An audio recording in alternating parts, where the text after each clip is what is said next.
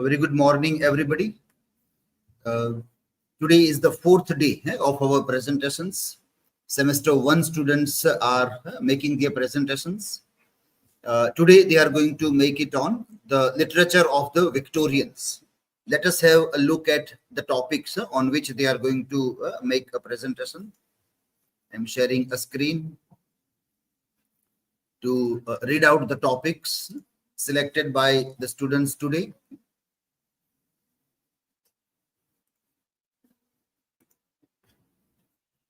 Okay, we'll start with SEJAD's presentation, and it will be on Bunburying desire, the politics of Wildean queerness, identity, and the hypocrisy of Victorian society, reflections from Oscar Wilde's life and works. It will be followed by SHIVANI's on the importance of being earnest, a philosophical view. JENCY's presentation will be on deconstructing Victorian hypocrisy, satire and irony in the importance of being earnest. DIVYABEN on the art of deception, truth, lies and double lives in the importance of being earnest. CHETNABEN on pedagogy, power and the making of the compliant mind, from Dickens's Hard Times to the algorithmic age of education. DIMPAL DABHI will be making presentation on the moral landscape of Dickens's Hard Times. Put it Hard Times in single inverted comma. And also apostrophe S also you have to see. Check the rule of apostrophe S, where we put apostrophe S and where S apostrophe is used.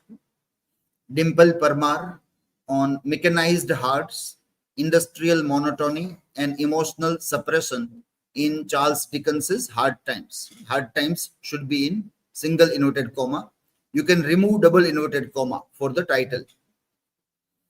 JAYPAL on the three curses, family, marriage and the obscure fate of the Fawley. And can be small a. It's not a key word in between. Of also, it's not a key word. So small a in and, small t in the, small o in of, and again the follies. So small t in the folly. And if you're taking more than follies you can use a title to make it plural. BHARGAVI's will be on a system of suffering, Jude the obscure and the pathologization of the modern self. Jude the obscure seems to be the title, so you have to put it in single inverted comma. Hirel on Hardy's enigma, the conflicting critical history of Sue Bridehead. Aditya Raj on the Lady of Shalott by Alfred Lord Tennyson, and Goblin Market by Christina Rossetti. After Alfred, there is no need of comma. You can say Lord Alfred Tennyson. Lord Alfred Tennyson, or you can just use the word Tennyson also. Will be fine. Alfred Tennyson, no need to use Lord here. Nancy on Voyage of the Psyche, the psychoanalytical exploration of Tennyson's Ulysses. You are using Nancy in another names. Here Nancy. There is a spelling change in both the things. Sandeep on nature and human emotion, a romantic legacy in Tennyson's early poetry. Early poems you can use. You might be taking more poems. So use early poems. Riddhi on Robert Browning's My Last Duchess. Rudra on Robert Browning and the dramatic monologue. You can keep it small. The dramatic monologue. Khushi on the role of women in Victorian society and literature. All this small words should not be capitalized. Of, in, and. Millen on faith and doubt in Matthew Arnold's Dover Beach. Dover Beach is a text, so it should be in single inverted comma. So I hope this all mistakes you are noting down. Everybody's mistakes you all are noting down so that you don't make the same mistake committed by the other student there. So this is the fourth day. Still, we are suggesting you some changes. We hope that in second semester we don't have to repeat. But even in second semester, we still will be very patient. If you make mistake, we will, in a very friendly tone, we will tell you to improve. But in third semester, it will be intolerable for us also and for you also. Then we have to use very bitter words to suggest you to make changes, and then it may happen that you start crying also. But that will happen because it is repeated so many times. New mistakes you can commit, but not the same mistake. The same mistake, if you have to tell, then it is a shame on us that we are dealing with PG students. To PG students, samajhdar ko ishara kafi. But then if you have to see that people are not understanding from ishara, then you have to pick up a lathi in the hand. Chabuk, then use chabuk, then vidya ave rumju. So you have to see that from others' mistake also. You keep on learning and the same mistakes are not committed. Okay, so let us start with the first presentation.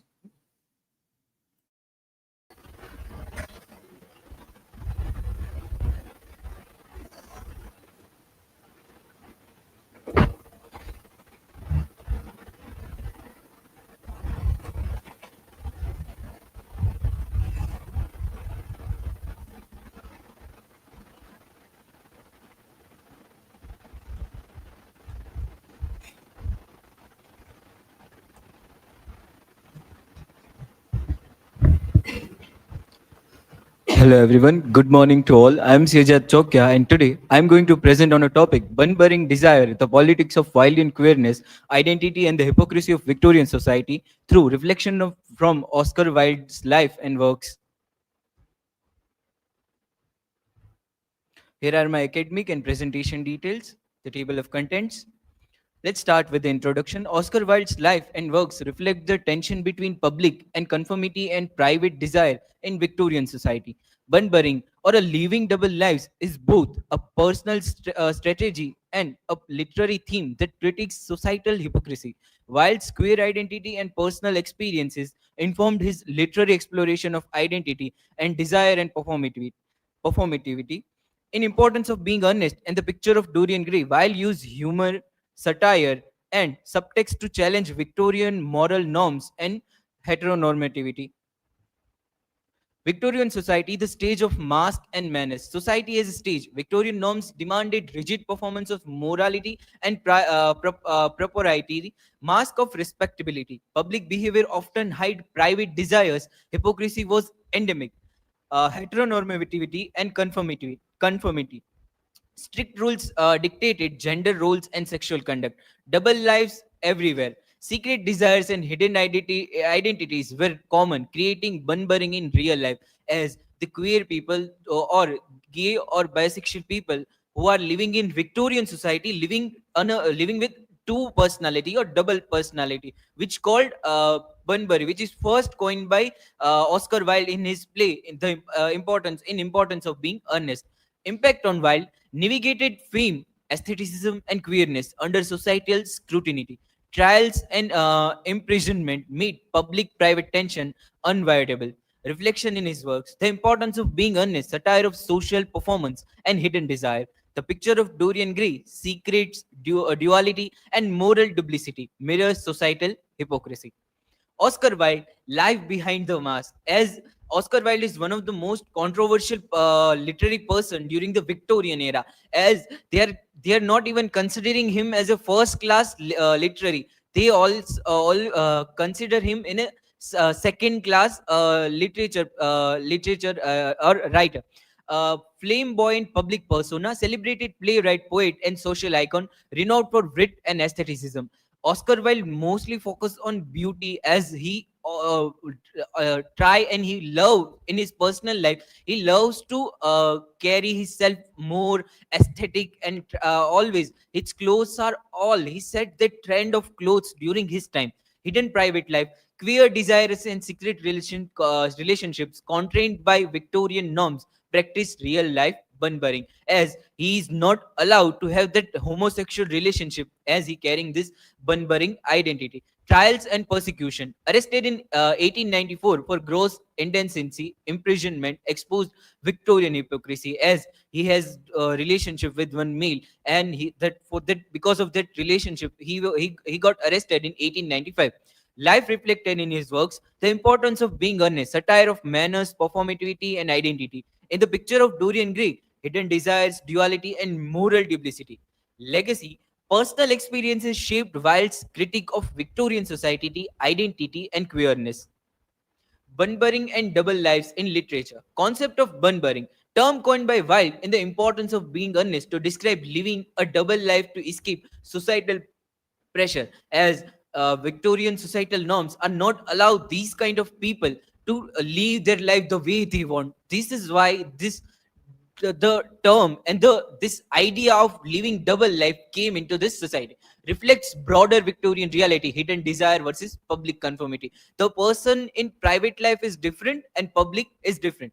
Double lives in literature. Character leads dual existence, masking true selves to navigate societal constraints. Earnest. Jack and Algernon adopt false identities to explore freedom and desire, as Jack want to live his life and want to escape from his responsibilities and his works. That's why Algernon and Jack take that personality of Earnest and living that life in London and living another life in countryside. Algernon doing the same. He want to live his life freedomly and want to get that female partner. That's why he used the name Earnest. In Dorian Gray, Dorian conceals his immoral acts and desires behind a perfect public image. But in the private life, there is a different image of that person.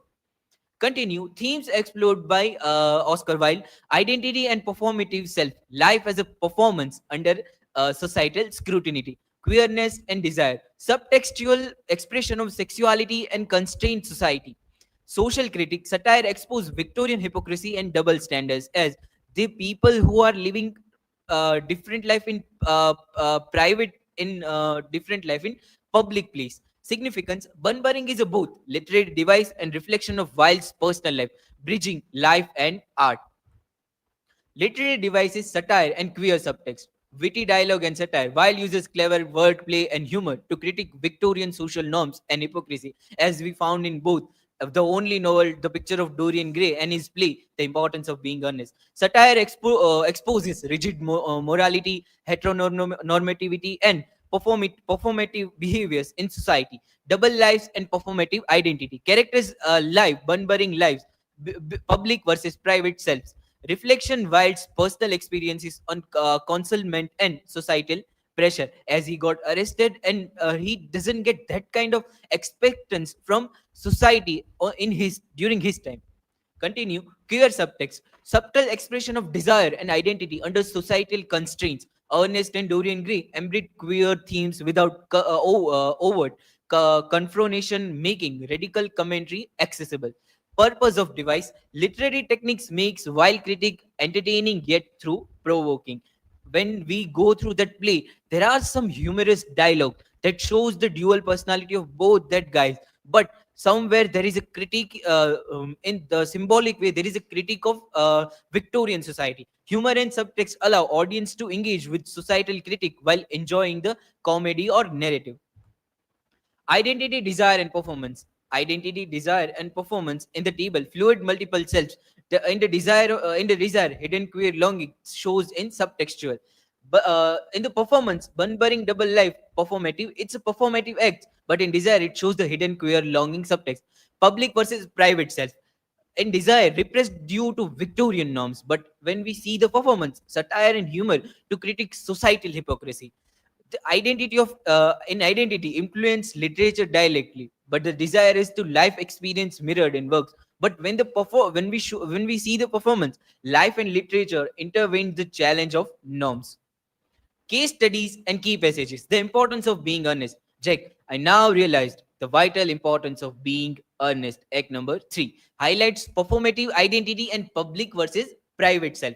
Algorithm, the truth it's rarely pure and never simple. Act 1 demonstrates satire and Bunburying to critique societal norms. The picture of Dorian Gray. Dorian portraits reveal hidden sins. Chapter number 10 and 11 shows queer subtext, double life, and moral duplicity. Behind every exercise thing, there is something tragic. Illustrate intervening of identity, desire, and societal hypocrisy. Here is the modern relevance of Wilde's themes, identity and fluidity. As in current time, the discussion on LGBTQ and identity crisis are on peak. Wilde's exploration of double lives and performative identity mirrors modern discussion on gender, sexuality, and self-expression. Queer representation, subtle queer subtext in his works resonates with contemporary LGBTQ plus literature and activism. Social satire and critique. Satirical exposure of societal hypocrisy and parallel trees, critique of social norms, conformity, and moral policing. Desire and personal freedom. Characters' pursuit of desire reflect ongoing debates and about personal freedom versus societal expectation. As we all know, if we see the current time of India, we do not want that kind of expectance for LGBTQ plus people. But there are many who are living private life, but in public life there is some kind of different in their life. Here is the synthesis of this presentation.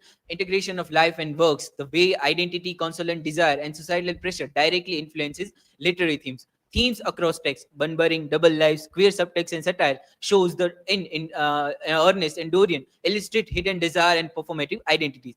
Modern relevance. Concept of identity, desire, and societal critique resonate with contemporary discussion of gender, sexuality, and freedom of expression. While life and works are inseparable, showing that literature can be mirror to society, a tool for a critique, and platform for exploring identity and desire. Here are the learning outcomes.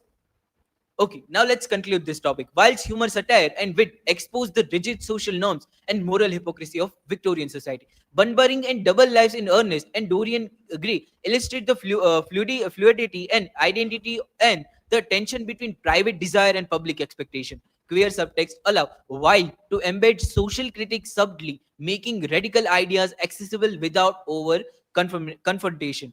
By exploring identity, desire, and societal critique, Wilde's works resonate with modern discussion on gender, mirror of society, challenging norms while reflecting human and complexity and desire. Here is the references that I used to make this presentation. Thank you. If you have any question, please feel free to ask.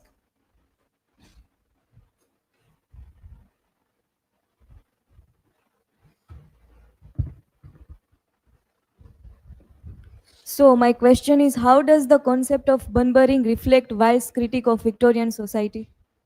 Okay, Kushi, thank you for the question. The term and idea of Bunburying itself represent the living double life, as Wilde itself himself living a Bunburying life. And also in the importance of being earnest, we found that Algernon and Jack are living double life. Somehow it critiques the Victorian society, that a Victorian society is not allowing this kind of people and this kind of idealism. But though there is a not allowance and expectation, still there is this kind of these kind of people who are living these life that critique Victorian society.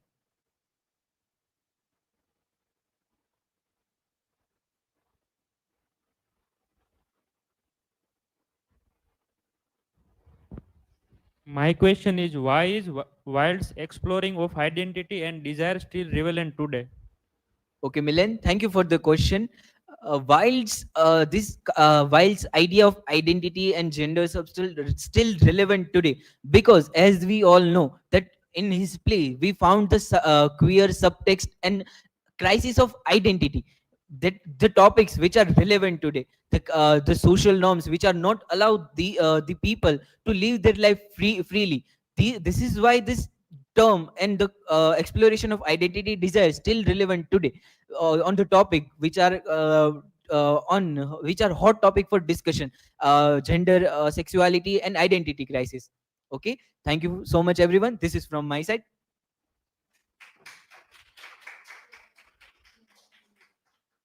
Just a minute. I'll have to.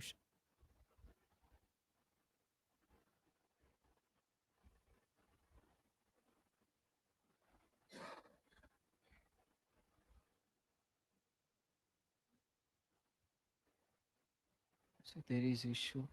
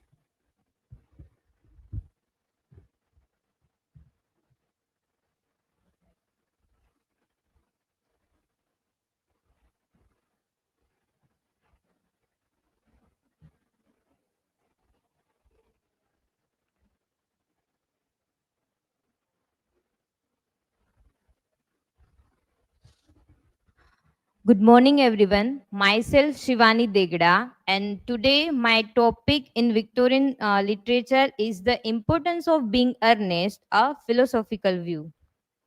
So these are my academic and presentation details. This is the table of contents.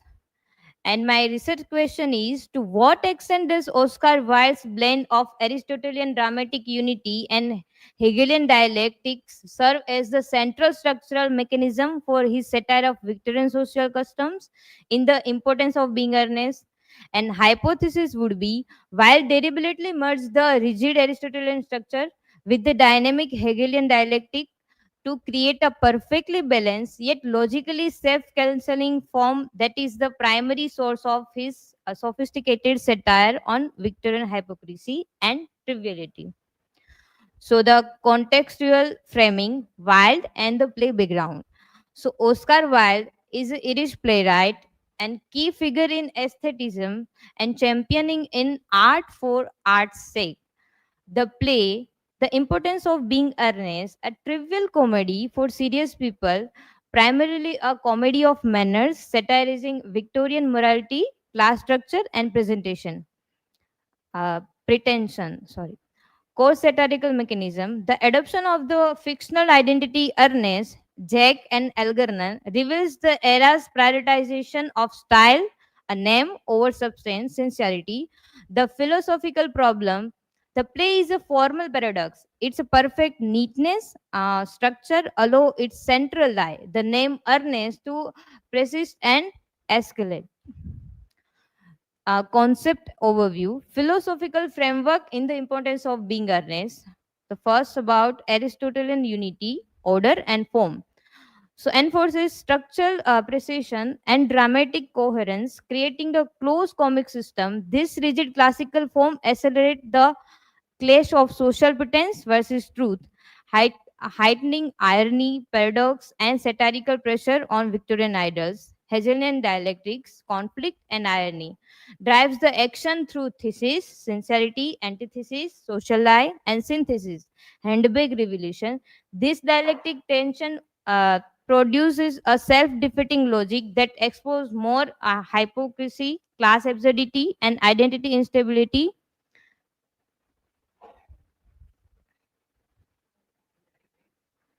in Victorian society.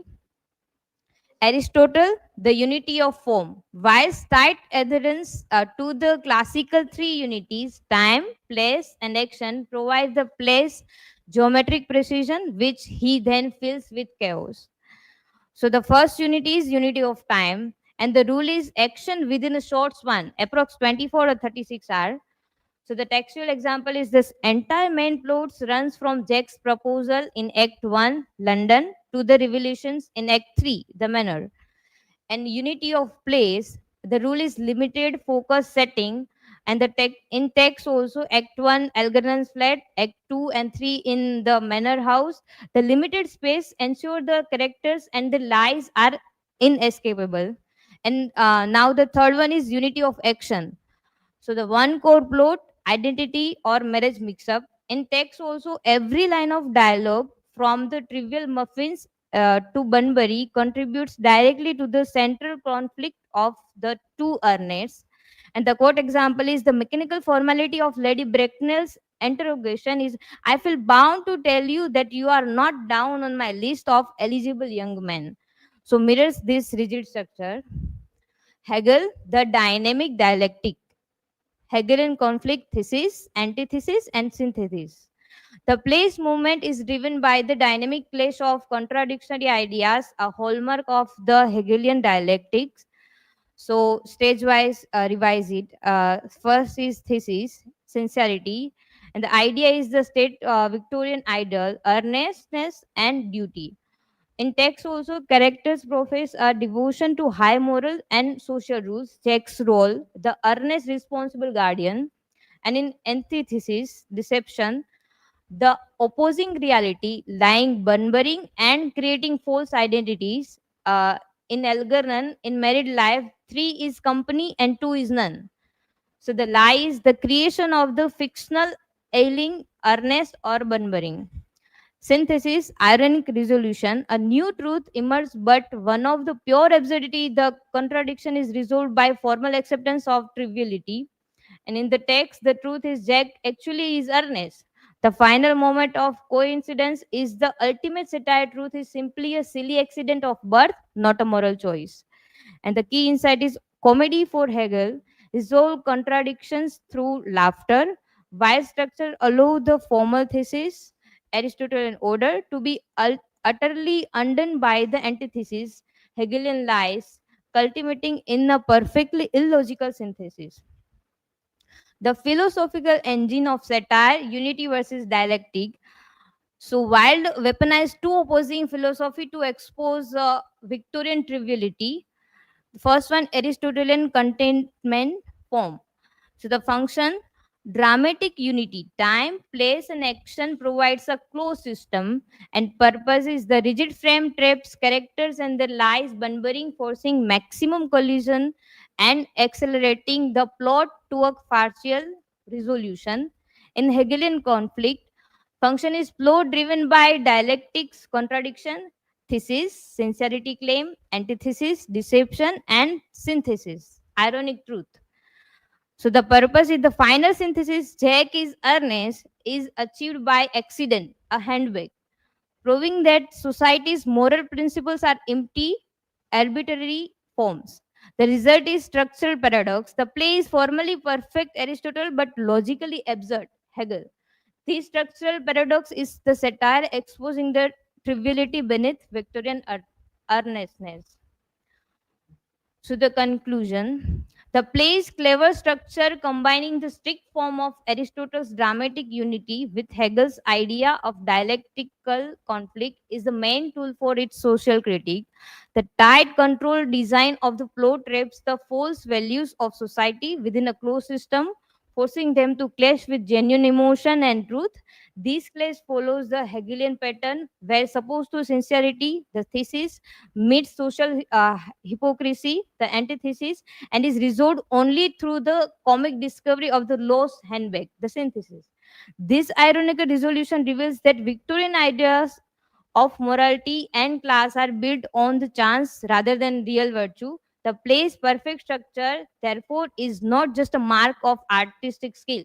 It is also proof that its word of manner and moral is shallow at its core, confirming it as a truly trivial comedy for serious people.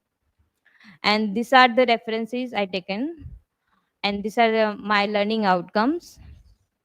Thank you. Any question?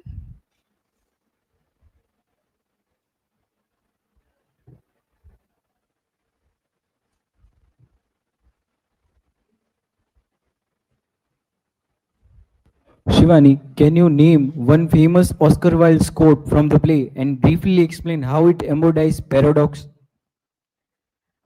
Yes, in the Oscar Wilde play, the famous one of the famous quote is the truth is rarely pure and never simple.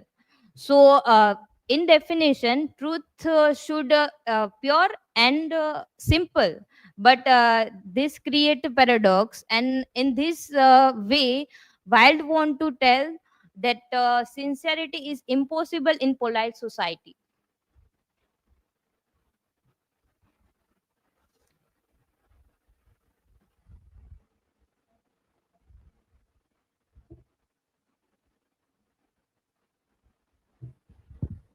My question is the title of a trivial comedy of serious people. Which character best represent as the serious people while smoking? So I think Lady Bracknell is serious, is one of the example, because she take everything like money, social rank, and duty and silly seriousness. That's why Wilde is mocking her. Thank you again. That is from my side.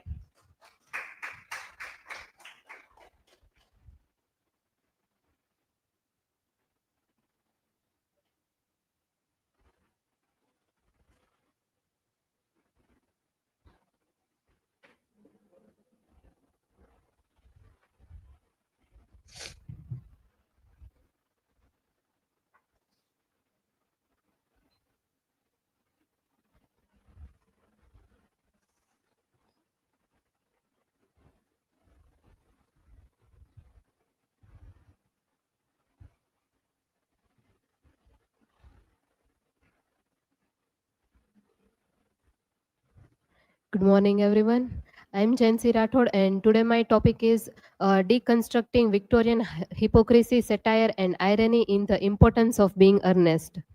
So here's my academic information. Here are the table of contents. So here's my research question about my topic. How does Oscar Wilde use satire and irony in the importance of being earnest to expose and critique Victorian societal hypocrisy? And here's my hypothesis. So Oscar Wilde's the importance of being earnest uses satire and irony as a powerful literary devices to uncover and criticize the underlying hypocrisy in Victorian society. Through witty dialogue, exaggerated characters, and clever wordplay, Wilde exposes the contrast between the strict moral facade upheld by the upper class and their actual behavior, which often contradicts those ideals. So here's the introduction about Oscar Wilde and his play. So Oscar Wilde was a really prominent Irish playwright known for his wit and criticism of Victorian society. And his play, Importance of Being Earnest, is celebrated for its clever use of language and sharp social commentary. And Wilde himself said that I regard society as a closed net for catching one's enemies, which reveals his playful but critical view. So now let's understand Victorian hypocrisy. So Victorian society is often remembered for its strict morals and which emphasis on propriety and reputation. However, beneath the surface, there was a considerable hypocrisy. As highlighted in the article, Wilde's method is to emphasize the discrepancy between the appearance and reality by keeping up an insistent ironic tone. So next point is Wilde's use of satire in the play.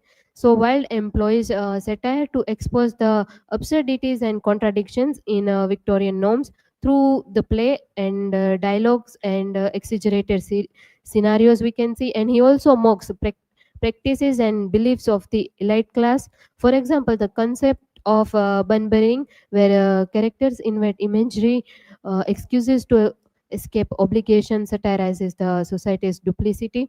And Wilde's quick interchange of witty remarks helps to puncture solemnity and exposes concealed motives. Satirizing Victorian hypocrisy, the facade of respectability in the importance of being earnest. So Wilde's play masterfully satirizes the hypocrisy during the Victorian era, in which we can see Victorian society exposes how characters use deception and false identities to escape the rigid social expectations, where The play reveals the disconnect between appearances and reality, and which mocks the Victorian obsession with earnestness. And he also uses the irony to show that Victorian ideal of sincerity and morality is often faced with different characters in it. And he also highlights the absurdity of Victorian social norms and values. So irony and the wordplay. Here is the table example we can see. Wilde is really famous for his clever wordplay, where he uses irony to show the gap between what characters say and what they actually mean. So the phrases in the play we can see is the truth is rarely pure and never simple, and the actual meaning and the irony we can see is the truth in Victorian society is always complicated. And the next phrase we can see is in matters of grave importance, style not sincerity is the vital thing. And the actual effect and meaning we can see is that how it attacks hollow social standards. Here is the character analysis and hypocrisy that is revealed in the importance of being earnest. So the main characters, especially Jack and Algernon, they reflect Victorian hypocrisy through double identities and their secret lives. And Jack invents a brother Ernest to escape responsibility, and Lady Bracknell's questions about marriage are more about family background than the genuine affection. So famous original line and analysis. So the original line and the most famous line is the truth is rarely pure and never simple. So this epigram encapsulates Wilde's ironic subversion of Victorian moral ideals, and he cleverly uses the irony not only to entertain but also to highlight uncomfortable societal realities in the Victorian England. The superficial value placed on appearances and reputation over genuine honesty, and the acceptance and normalization of deception in daily life, especially within the upper class. And we can also see how invented identities and lies become survival tactics in a rigid social structure. So the next point is lasting impact, why the play still matters. The importance of being earnest remains relevant because it challenges viewers to question social values and the idea of authenticity. The play also inspires us to think about how hypocrisy and pretense still exist today, and it is also blend of irony, satire and wordplay offers a timeless critique of social norms. So here's the conclusion. Oscar Wilde's distinctive use of irony and satire brings attention to the contradictions of Victorian society. And in the summary, Wilde play deconstruct the notion of respectability, showing how satire can reveal uncomfortable truths. So here's my learning outcome. I've learned how Oscar Wilde masterfully uses satire and irony in the importance of being earnest to uncover the deep contradictions and pretenses within the Victorian society. And this understanding has also shown me how literature can serve as a powerful tool to critique society by exposing its hypocrisies in a way it that both entertaining and thought provoking. Here are the resources. Thank you. Any question?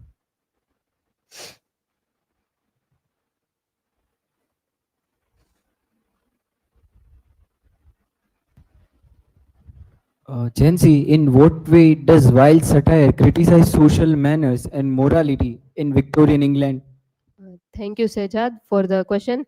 So, Wilde shows us that during the Victorian era, we can see the irony of like those people cared more about appearances rather than the truth. And characters like Jack and Algernon, they both hide their real identities and they lied about everything, and yet still society still accepts them. Thank you.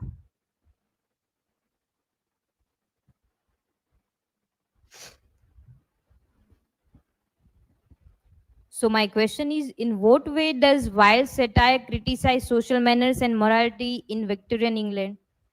Thank you, Shivani. So, Wilde, through satire,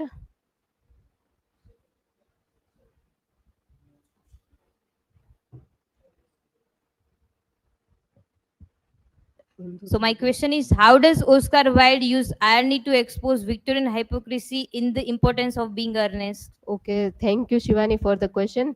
So, through irony, we can see that the Victorian people followed a social outcome, not out of the goodness, but to appear respectable in the society. And therefore, this reveals their true identity and the morality. Thank you so much.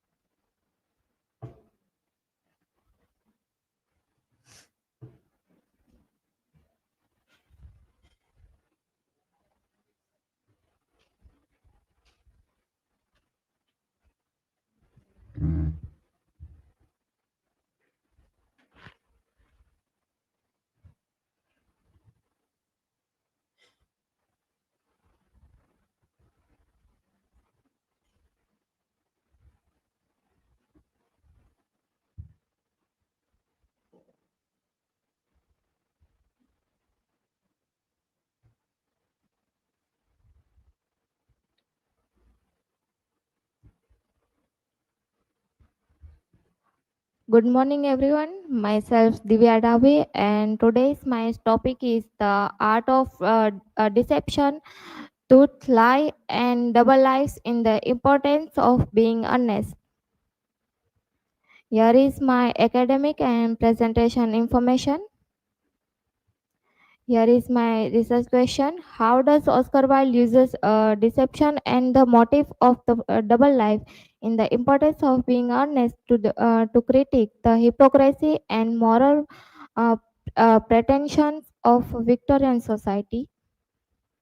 My hypothesis is a Wilde transformed deception into an artistic and moral device by portraying character who live double lives and manipulate truth. He exposed the artificial nature of Victorian earnestness and revealed that social respectability itself is a performance built on lies. Here is the table of content. So let's start with introduction. Oscar Wilde's The Importance of Being Honest is a witty satire of Victorian morality built on a foundation of lies, false identities, and comic deception throughout the playful use of disguise and irony, while expose how social conventions encourage individuals to perform rather than to be authentic. Social and historical context. The Victorian era was marked by an obsession with social property and appearance. Respectability it determined one's social standing, compelling people to conceal personal truth behind polished manners. Whilst play mirrors the duality, using humor and deception to critique a culture that prized appearance over authenticity. Deception is a comic strategy. According to Richard Foster, Wilde uses parody and wit to transform deception into a sophisticated comic strategy. The false names Earnest and Jack, as well as Algernon Bunburying, are examples of a deliberate falsehood that create both humor and social commentary. Double lives and the split self. Jack and Algernon lives double lives, respectable in public but deceitful in private. Nassar argued that Wilde's comedy conceals a deeper tension, the conflict between social duty and personal desire. The double life motive reflects Wilde's fascination with hidden selves, suggesting that the deception is not merely comic but existential. Wilde's personal duality, Barbara Bilford's on becoming Oscar Wilde provides a biographical perspective that enriches the reading of Deception in Earnest. Wilde himself lived divided between public respectability, and private rebellion. Balfour suggests that Wilde's uses of disguise and double identity in his play mirrors his personal struggle to balance truth and performance. The comedy's deceptive charm thus become an artistic reflection of on Wilde's own divided existence, his real art of deception. Truth and Lies, satire of Victorian morality, while blurs the line between truth and lies, using wit to expose the hypocrisy of society obsessed with moral reputations. For a while, being earnest become a pun on being truthful and being social acceptable. Ironically, none of his characters are truly earnest. This playful decide forces the audience to question whether truth itself is just another performance demanded by conventions. Here is a conclusion. In the importance of being honest, while transforms deception into a form of truth telling throughout the parody, psychological duality, and personal reflection, Wilde reveals that lying can expose the deepest truth about human nature and society. The play's art of deception is not mere comedy, it is a critique of authenticity, hypocrisy, and the mask people wear to survive social judgment, whilst brilliance lies in making falsehood tell the truth. So my learning outcome is recognize how Wilde uses deception as a humor and social commentary. Also, how Wilde's personal duality is the theme of the play. Also, the play reflect how dual life is a reflection of a social pressure and personal desire. Here is my references. And thank you. If anyone have question, please ask.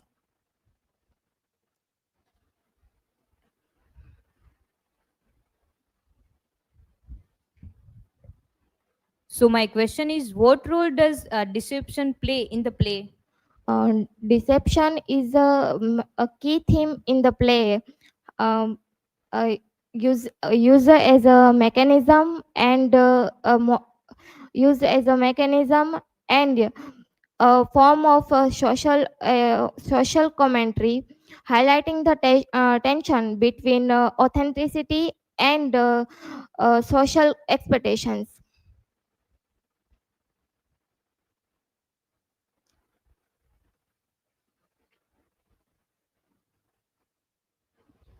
Hello, Divya. So my question is, what is the significance of the title, The Importance of Being Earnest?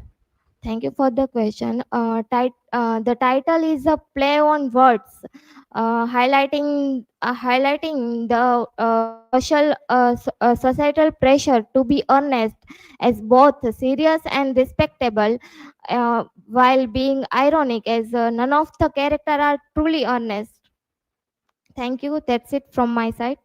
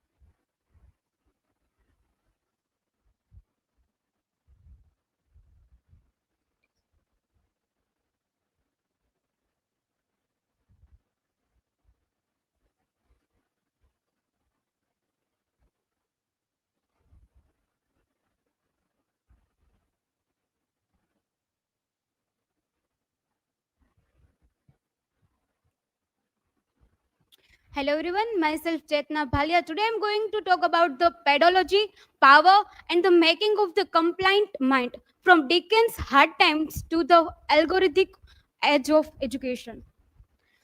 This is my academic information as well as presentation information. Table of contents. My research question is, how does education both in Dickens' hard times and in the contemporary algorithmic learning environment functions as a mechanism of social control, and what possibilities exist for resistance through humanistic and the critical pedagogy?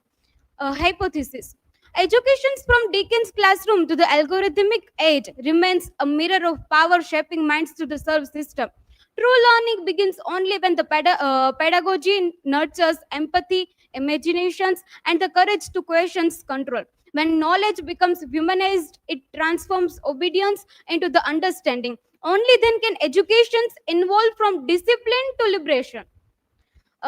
Introductions of like education as a mechanism of power.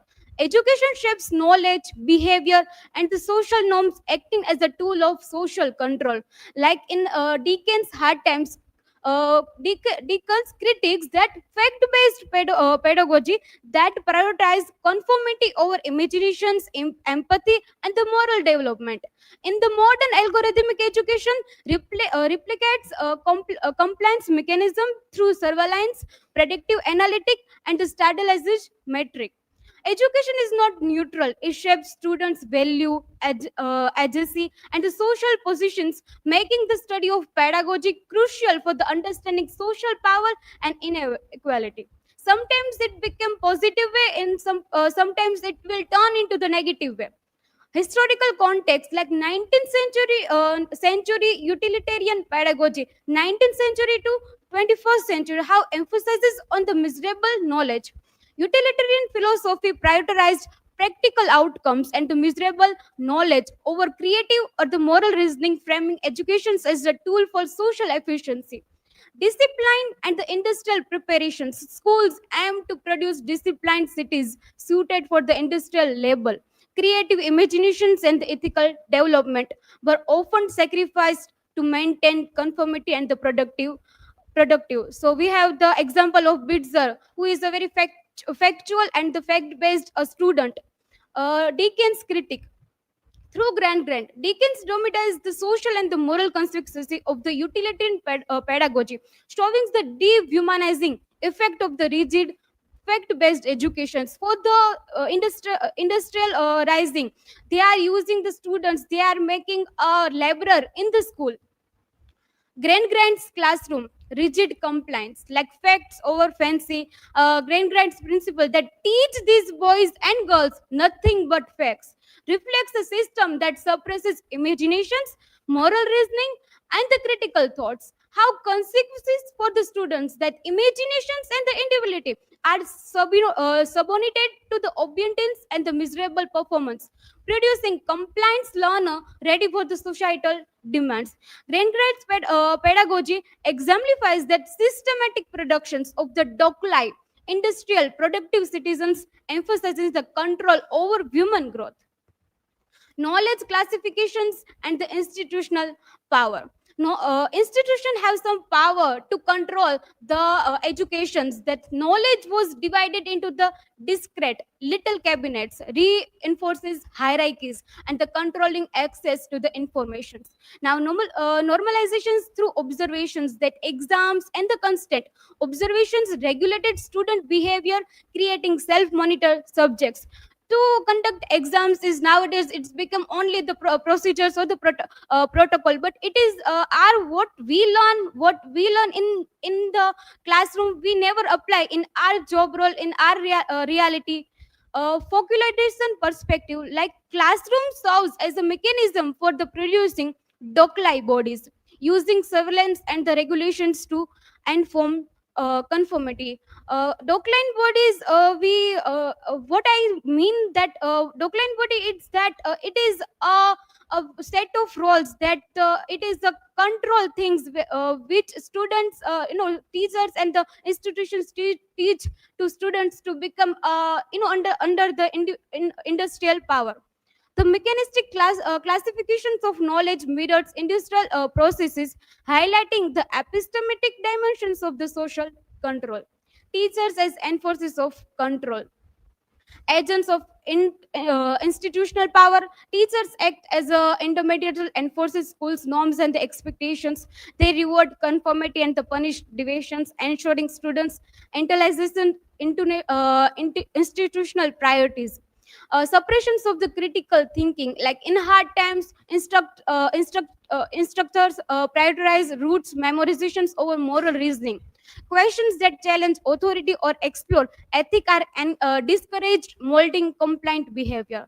How we can connect the modern parallel that in algorithmic classroom, educators relies on the AI and the analytic to monitor compliance, mediting both the human and the technology authority.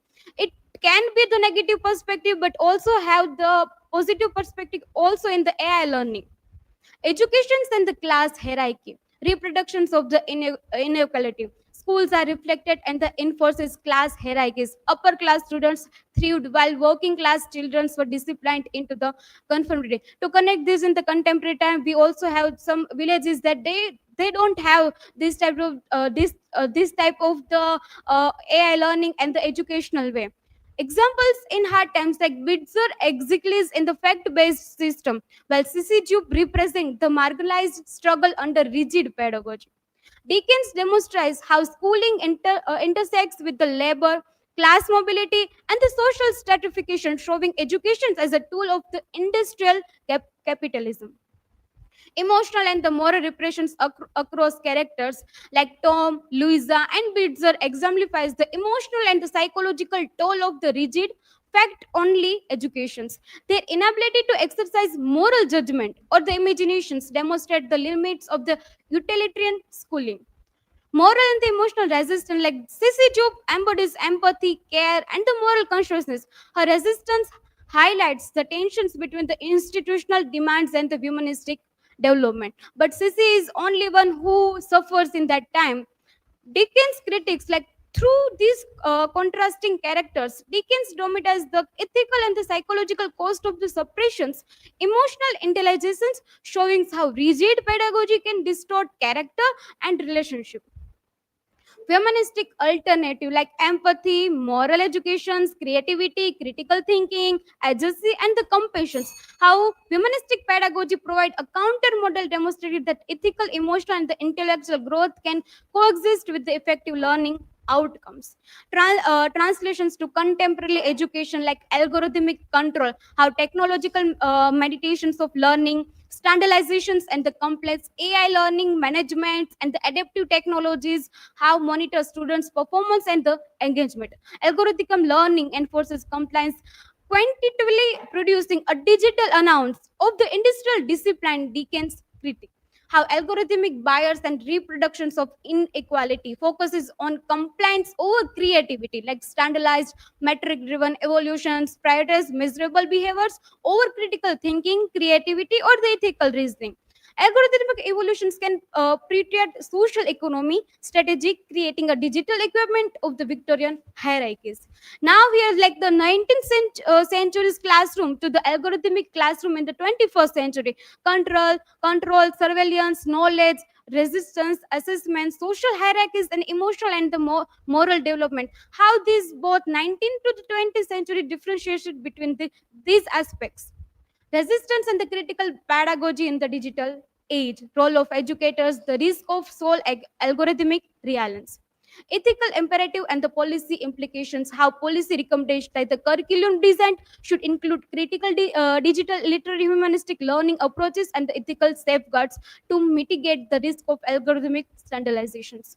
So here I conclude that education functions as a mechanism of power, shaping knowledge, behavior, and the social values to enforces conformity and the sustain institutional authority. Education must align with the ethical and the democratic values, ensuring equality, inclusivity, and the holistic development of the individual in both traditional and the digital classroom. Here are my learning outcomes that I gain a deeper awareness of how both historical and contemporary forms of education shape not only what we learn but how we think and who we became. I now see education as space where resistance, ethics, and the creativity must coexist with the knowledge. So here are references which I have used, and thank you. So if anyone have any questions, so please free to ask.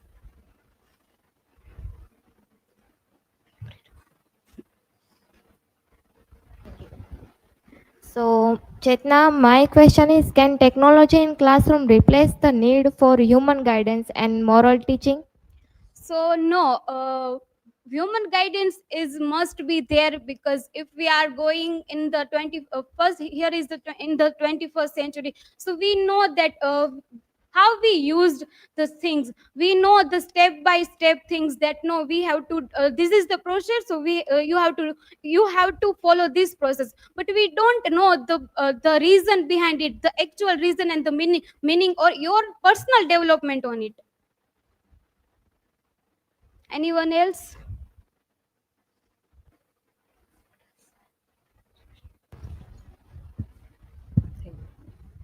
Hello, Chetna. So my question is, how does algorithmic education influence student behavior and independence? Students behavior, it's it depends on the students, how they are taking AI learning and the modern educations in that way, in the positive way, so they can increase their critical thinking as well as their performance and the personality, and but in the negative way, so they decreasing their critical thinking as well as the performance. So thank you so much, this is from my side.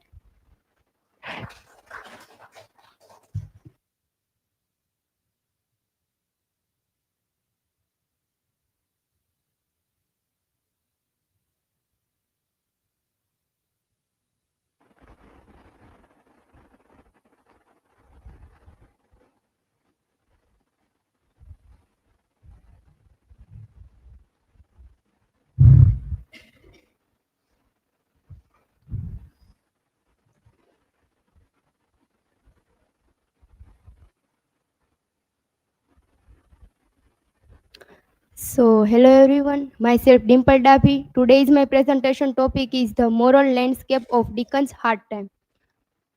Here is my academic information, and this is research question. How do special metaphors reveal moral and social conflict in hard times? And hypothesis is physical and mental spaces reflect ideological control. Moral renewal require imagination and empathy. So this table of content, this content we will be followed. Introduction.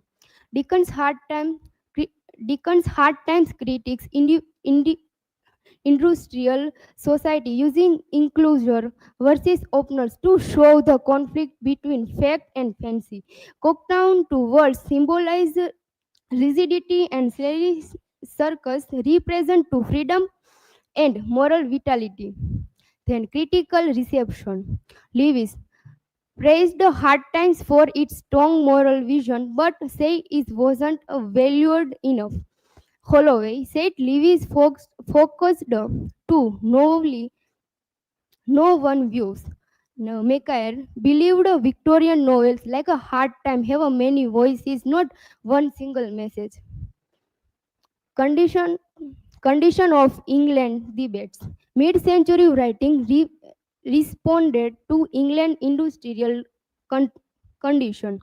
Utilitarianism and national challenge. Dickens' ethics and poetics. Polyphony. Crisis Pender and education, labor, art, and journalism. Ideological clash. In this rival view of industrial society, deconstruction and polyphony. Hard time is a taste of a deconstruction novel different from the itself. Clayton thought Dickens' irony feels modern and self-aware. Seacher. Advocate between polyphony, dialogue, or voice over deconstruction. Dickens compared different idea instead and supporting one side. Byrony opposition. Dickens show open versus closed system to reveal moral construction. Enclosure mirror both social and biographical conflict. From enclosure to imagination. Closed school and Cactoid, rigid, cold, no imagination. Open sleeves, circles, warm, creative, and full of life. Dickens uses the fight between fact and fancy to attack utilitarianism. Spaces like a schoolroom and a circus show movement from control of freedom. Enclosure of mind and space. Uh, Grad world is a feels like a mental prison, dry, lifeless, fact, utility. Everything is based on fact and utility, no feeling or imagination. Control, knowledge stored two little cabinets, and workers at traced as hands, no humans. Cocktown's rhetoric. Dickens mocks industrial beauty. Victorian called fairy places pretty name and agree to truth. Landscape. The town is a red brick, smoke filled and polluted. Canals and railways show fake progressive, even act like a businesses of failed. The moral landscape. Circus. The circus offers a loophole, a place of kindness and imagination. Lucia and Tom try to accept their rigid upbringing and contrast. Uh, Cooktown's Dryden versus circus vitality. Seacher's final views. Seacher final view. Dickens' moral art ask for openers, empathy, and mix of different way of thinking. Then conclusion. Hard time maps a moral landscape enclosed spaces show suppression upon open spaces show freedom. Dickens advocate imagination, dialogue, and moral openers. These are my learning outcome. Then reference. Then thank you. If you have any question, so ask me. Fulfill the answer.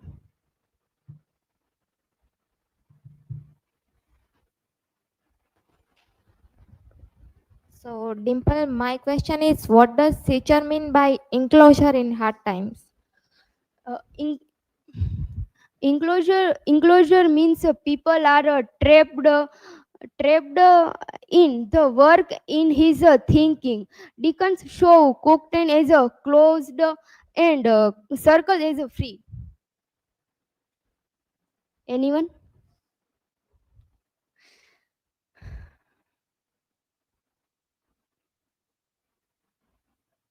So, Dimple, my question is, how does Dickens critique utilitarianism in the novel? Dickens' critique against a life of only facts. He was imagination makes people find kind and free. So this is from my side. Thank you.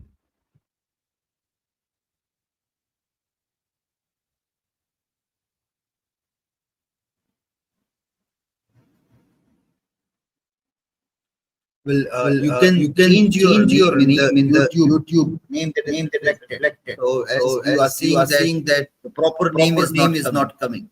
Have you seen that? When you are posting the things, this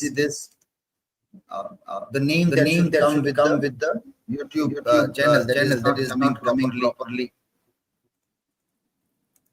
So you can edit that whichever name you want to get. You have to do that. So proper name should be reflected in your YouTube whenever you are commenting anything.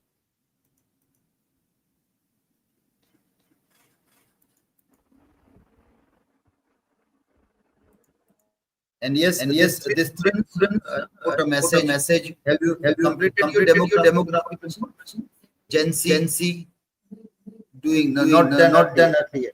JENCY, then Khushi, Milan, not complete. So do it after. Don't do it right now. Otherwise, you will wrong information. But this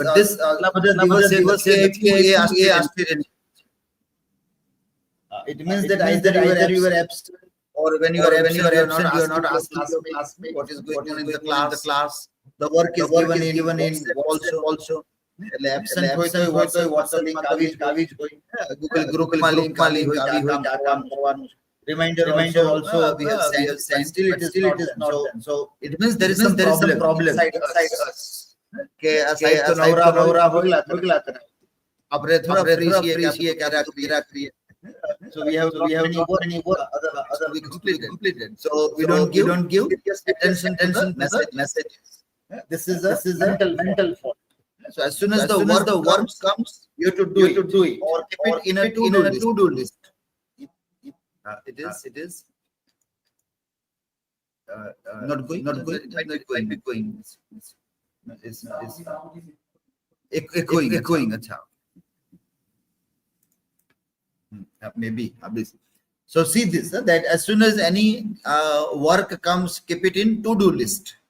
So you will not forget it. Otherwise, after 15, 20 days, 1 month, if we have to give a reminder, it is not good thing to see that. Because again, I have to waste 30, 40 minutes in seeing, in scrutinizing that who has not done. So there are 33, one by one I have to check that this has done, this has done, this has not done.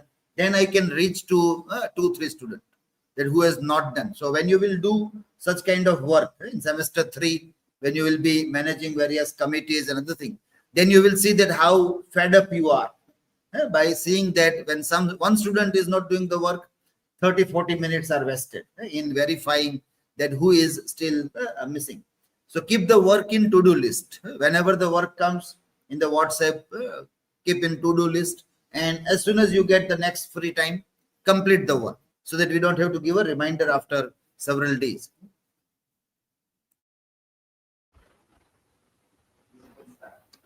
Hello everyone, myself Dimple Parmar and my topic is Mechanized Hearts, Industrial Monotony and Emotional Suppression in Charles Dickens' Hard Time. This is my academic information, this is table of contents, and my research question is, how does industrial monotony in hard times symbolize, critique the emotional suppression and dehumanization caused by Victorian utilitarian efficiency? And hypothesis is, Dickens employ factory monotony as a core symbol for emotional and psychological imprisonment, arguing that the industrial and utilitarian focus on fact, order, and mechanical efficiency actively suppress human feeling, creativity, and moral intuition. This repression is structurally reinforced by the industrial landscape, Cocktown, and the linguistic rigidity of the Great Green system, leading directly to individual alienation, psychological dysfunction, and moral failure for characters like Louisa and Stephen Blackpool. And introduction, Hard Times, 1854 critiques Victorian industrial society and its dehumanizing effects. Factory monotony represents psychological and emotional imprisonment. Repetitive labor suppresses human feeling, creativity, and individuality. Dickens' industrial imagery is a symbolic of mechanized human spirit. The novel explores moral, emotional, and social consequences of industrial monotony. We can see also not economic but also psychological monotony. And then Dickens and industrial context. Written during Britain Industrial Revolution, highlighting the utilitarian dominance. Dickens portrays workers as cogs in mechanical system, devoid of personal identity. Cocktown factories act as an active agent, shaping morality and emotion. Monotony symbolizes emotional suppression and alienation. Industrial imagery reflects societal obsession with efficiency over humanity. The factory worker and dehumanization.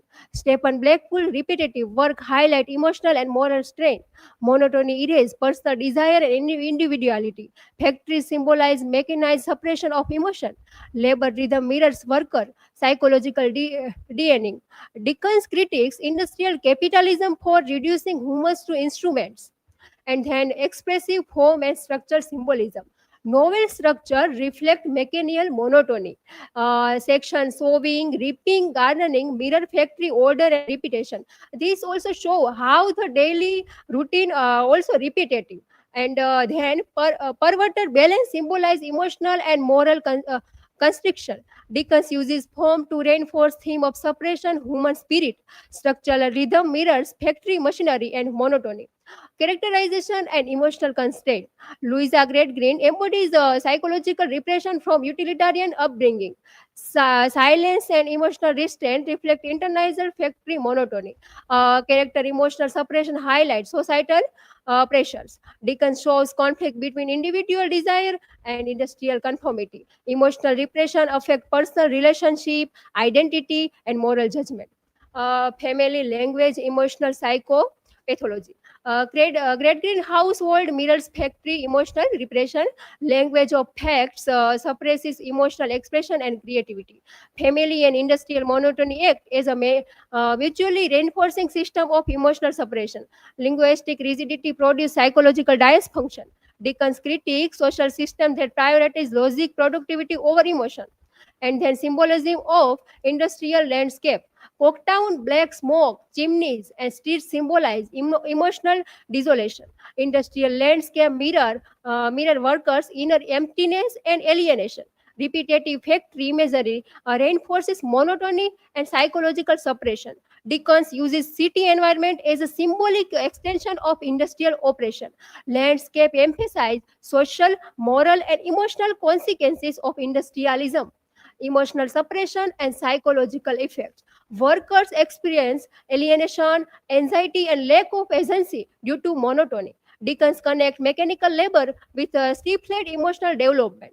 Characters like Louisa and Stephen reflect internal conflict caused by industrial repression. Monotony produces psychological uniformity and moral rigidity. Emotional suppression is both socially imposed and symbolically depicted in narrative. Dickens' moral philosophy and humanism. Dickens contrasts mechanical efficiency with moral imagination, arguing that compassion and creativity are essential to social harmony. Moral failure arise from industrial logic, replacing emotional wisdom. Characters such as C.C. Jupe embody Dickens' belief in moral intuition over factual rigidity. The moral vision critiques not only institution but the psychology of fact worship. Gender and emotional repression. Female character, especially Louisa and Rachel, become emotional barometers of industrial society. Louisa emotional numbness symbolize patriarchal utilitarianism, while Rachel tenderness reflect moral resistance. Dickens' portrait reveals how women sustain emotional and ethical values lost in industrial culture. Feminine emotion become a site of redemption against mechanical rationality. And then language, silence, and symbolic resistance. Fabrizio notes that the great language of facts silences emotional truth. Silence itself becomes a symbolic resistance. Louisa's wordless breakdown critique linguistic rigidity. Wonderful, no meaning. Reflect how meaning collapses when emotion is excluded. Dickens employs a linguistic paradox and irony to expose limits of factual discourse. And then modern resonances, monotony and emotional suppression parallel contemporary industrialized and digital workplaces. Efficiency, metrics, and algorithmic control reduce human engagement and creativity. Dickens' critique applies to modern labor, alienation, and emotional burnout. Industrial symbolism highlight ethical and psychological dimension of work. Hard times remains relevant for understanding human cost of repetitive labor. Synthesis and theoretical implication. Across critics, a shared argument emerges: industrial order equal to emotional disorder. A Marxist reading highlight labor alienation, psychoanalytic reading expose repression, formalist reading how show structure monotony. And then Dickens anticipates modern psychology and sociological critics of work, emotion, and identity. And this is a conclusion. In hard times, factory monotony symbolize emotional suppression and dehumanization in industrial society. Dickens uses characterization and industrial imagery to critique how mechanization impacts identity, morality, and social relationship. He warns against sacrificing the human spirit for efficiency, a message still relevant. The novel highlights the lasting connection between labor, emotion, and morality as key themes for scholars. And this is my learning outcome, and this is references. Thank you. If you have any question, please ask.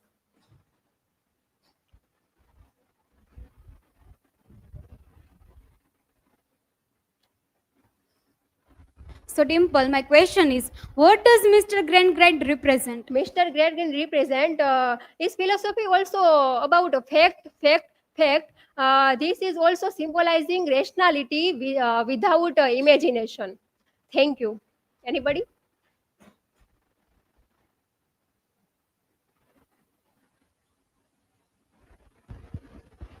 What does the title Mechanized Hearts symbolize? Okay, mechanized hearts also symbolize the industrial age people also like make a machinery type and also a repetitive and a control by rigid system. Thank you. This is my side.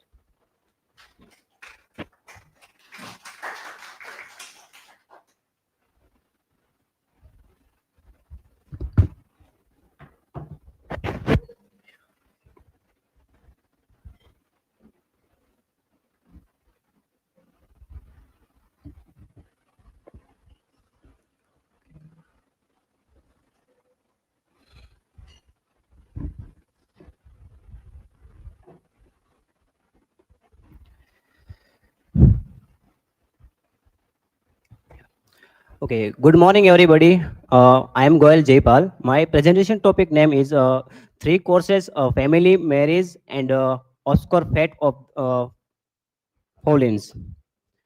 There are my presentation information and academic information, the table of content. My research question is how do the three courses of family, marriage and society function as a interconnected system of destruction of Jude the Oscar. There are hypotheses.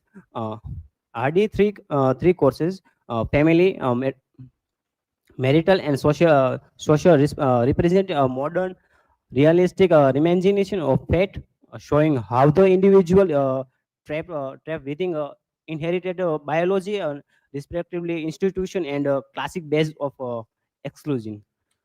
My presentation first topic name is introduction definition of courses. Introduction the central themes. Jude Fawley's life is destroyed by three sources, which are internal determination of forces forming Hardy's indictment of Victorian social institutions. There are courses. First, the family course inherits melancholy and unhealthy relationships.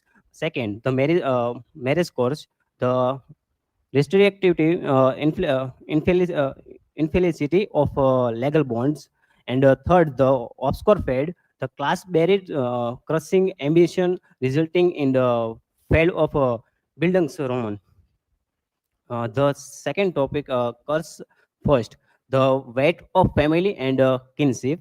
They are focused on distinctive legacy passed down and throughout the Polix family lines. There are two key points. Inherited melancholy, just like aunt, is affiliated by constitutional sadness and inability to thrive. A perspective on the course. Emily Values argues for rethinking the family course, suggesting it is less about sanity and more about the psychological and social burning of inherited poverty and failed expectations. The sides. The little father time is the ultimate embodiment of the family curses, representing a coming doom, nihilistic perspective on life. His actions are literalization of the despair presentation in the Folix lineage and of the relation between Jude and Sui. The second topic name is second, the infelicity of marriage. They are focused on novel critics of the permanent of legacy bonds of marriage. There are four points in slide. There first topic trap. The Jude is a snared twist by the sensual, earthy, and legal trap of Arabella, and by the intellectual, spiritual, at equally limited bond with swept heads. Second, the marriage as a confinement guides highlights how marriage in the novel appeared less as a source of felicity and more as a implicity binding peoples in arrangement where they are psychological mismatch. Their third point is sui resistance, sui breeds head, representing the intellectual and emotional resistance of intellectual industrial marriage, viewing in the legal tie as a moral suppress of the passional and one only because society will it is so. And fourth point is the irony of remarriage of the character tragic find written the original meat match spouse like Jude to Arabella and Spouse to Philotsons represent a complex defined the conversation and the laws. And third cause there are in third cause the obscure fate and failed ambitions. They are focused on failure of the achieve his ambition and nature of the obscure destinies. There are three key points. First, the failed buildings romans. Frank Giordano Giordano details how judge the Jude the obscure challenge the traditional buildings roman structure, uh, instilled about ancient self-realization thoughts, education, and experience. Jude the constantly rejected by institutions. Second, the brace of class, judge experience of export are crushed not by lack of intelligence, but why the social class and lack of the capitals. Why make his fate natural and obscure? Third point, kinship with Job. Alexander Whistler draws a complementing parallels between Job's suffering and biblical figures of Job's. Jude challenging his emphasizing at intense suffering and moral goodness and paradoxical ensure his remembrance within the novel tragic visions. And they are my conclusion. Thomas Hardy Jude the Oscar present the police as of victims, not the fate, but of rigging the Victorian institution, the novel critics educational elitism with exclusive talents and ambition and marriage laws which force individual and complicated unions. It also highlights the inherited traumas, showing how emotion suffering presses across the generations. Ultimately, Jude tragic life demonstrated that goodness, talent, and love the powerless against the unforgivable structure of society. And they are my learning outcomes and references. And thank you. If you have a question, you can ask me.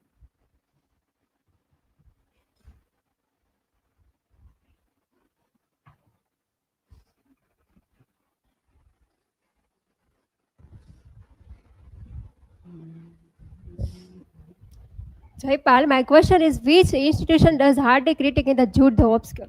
Okay, thank you for question. Hardy critiques educational, marital, and social institution in the Jude of the Oscar. Annuals. Okay. What concept does Little Father Time's murder suicide represent in Jude the Obscure? Okay, thank you for question. The fertility is a life and inheritance of the disappear and sensibility that it is uh, best not born to born. Okay, thank you for.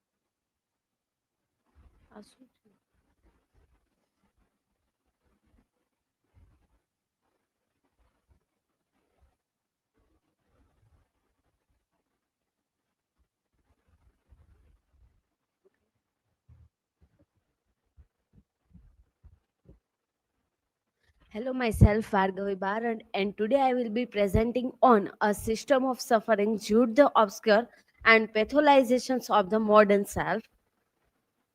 This slide my academic information as well as presentation detail.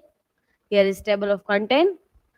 My research question is, how does Thomas Hardy in Jude the Obscure use the tragic trajectory of his protagonist to argue that mental suffering is not a personal failing but a direct symptom of systematic pathologization in education, class structure, and social morality?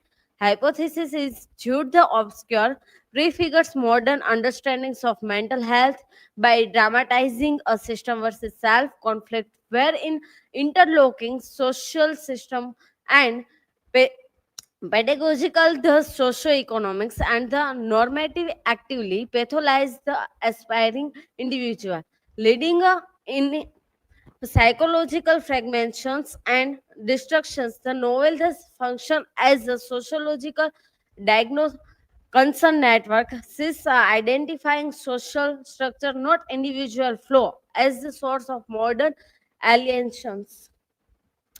Uh, this is about the author and Jude the Oscar. Story tells about the Jude Fawley, ambitious poor man, uh, dream with education, desire of knowledge, and dream, but society is rejected because his class. Critic Hardy is a strict critic of Victorian era education, class and rich class and marriage. The Sue is character represent of new woman, represent as a question always traditions and intellectual emotions and freedom. The main theme is present of social hypocrisy and the modern alienations. The self versus system. The story represent a hardy, not individual ambitions. He question about society and against rigid the social structure. The system is a gatekeeper of educations and the self fragment under the systematic pressures, illustrating the human cost of societal rigidity. And then system of diagnosis. The novel frames Jude Sue suffering is not personal failing but as well as systems of sick and oppressive social body in today time also. Hardy's diagnosis how education, class, and morality function as unified system to enforce of conformity and crush non-conformist. The tragedy demonstrates society machinetic punishment in intellectual ambitions and intellectual emotions freedom. Hardy anticipate 20th century concern by crisis of the self, the individual futile struggle against the impersonal structure forces and any authentic existence. Then a case study. Jude is highly intelligent, sensitive, and clever boy, but he longs for education, social mobility, and personal growth. The society reject him because his class. The system see him freshly striving beyond his place, someone out of line with social expectations. Jude is not follow his healthy individual and trapped in sick society. His struggle exposed and failing of rigid education, class, and moral system rather than his own shortcoming. Uh, Jude represent the modern individual whose anxiety and despair areas from the clash and between the personal ambitions and underlying social order. Hardy portrayed not as institutions of learning but is gatekeeper of class hierarchy, designed as the exclude of working class. As Fanon said, argue the Jude obscurity is not political condition imposed by system, not reflection of his intellectual merit. The master rejections letters are the direct textual evidence and exclusion explicitly class and stations over the ambitions or ability. This critic finds powerful parallel in contemporary barriers to enlightened education, such as the student debates and carries of system and in his access. Hardy, despite a society that maladapted to human sensitivity, operating with the ruthless logic against the working class, Jude's existence as strongman is defined by insecurity, which actively undermines his intellectual and emotional stability. Sue as a present observations that things of done for poor in rough and ready fashions. Reveals as a tragic expectance of their limit agency and social. In today's time, the contemporary they applied directly prefigure the modern gig economy and where a lack of structure support of similarly lives of possibilities and uh, perfect inequality. Jude is portrayed not failure, but is a modern figure who is suffering system and rational conformation with indifferent world. His despair is logical consequence of systematic operations, not a personal flaw, reflecting what Scott said, as of anxiety. His dying lamlet led the parish day significance profound nihilism directly induced by reflectness and of his intellectual and spiritual aspirations. Hardy anticipate contemporary understanding of us how rigid social structure are direct caused by existential suffering and mental health crisis. The Sue psychological impact. Sue's selfishness and manipulations reflect symptoms of uh, not innate character's flaw. Her actions are coping of strategies for self-enable and recognize personal desire with social expectations. Her eventual breakdown represents the psychological surrounded to overwhelming pressures. Hardy's constructed a model where is a modern individual is not merely oppressed but pathologization as interlocking system in institutions. Here is my conclusion. Jude the obscure moods beyond a Victorian realism diagnoses the systemic roots and modern suffering. The novel argues that psychological in today time is not personal failure but logical outcome of oppressive social, economic and pedagogical structure. Hardy enduring legacy is his portrayal of his individual as causally of system and design that ambitions, talent, and non-conformist desire. My learning outcomes, research reference, and here is my reference. Thank you. This is from my side. If you have any question, you can ask me.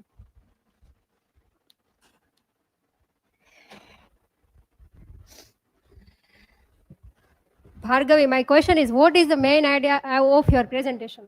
Okay.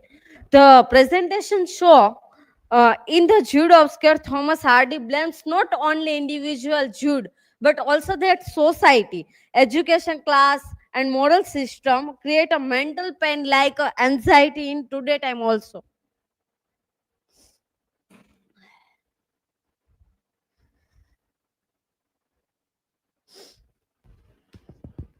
So, Bhargavi, my question is, how does the little system of suffering relate to the novel? Okay. The title means Jude's not tragedy into personal but caused by system. Thank you. This is from my side.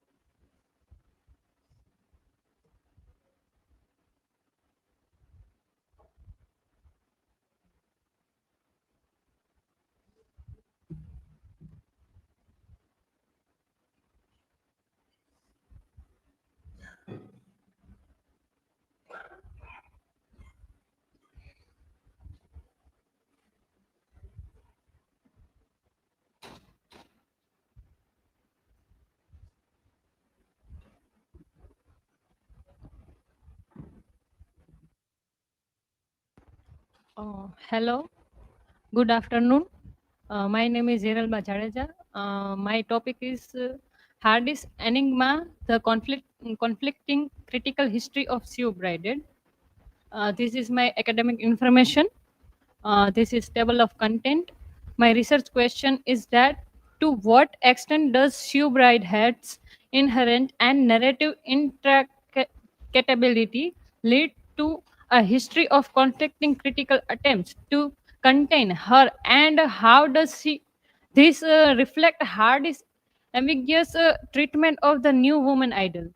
My hypothesis is that Sue Bride has a persistent surplus of meaning. Her resistance to a mathematical formula is not a failure characterization, but a deliberate narrative strategy by Hardy to expose the violence of intellectual appropriation inherent in Victorian critical discourse.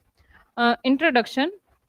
The problematic protagonist. Sue Bridehead is presented as a changing, inconsistent, contradictory, and balanced character by Hardy.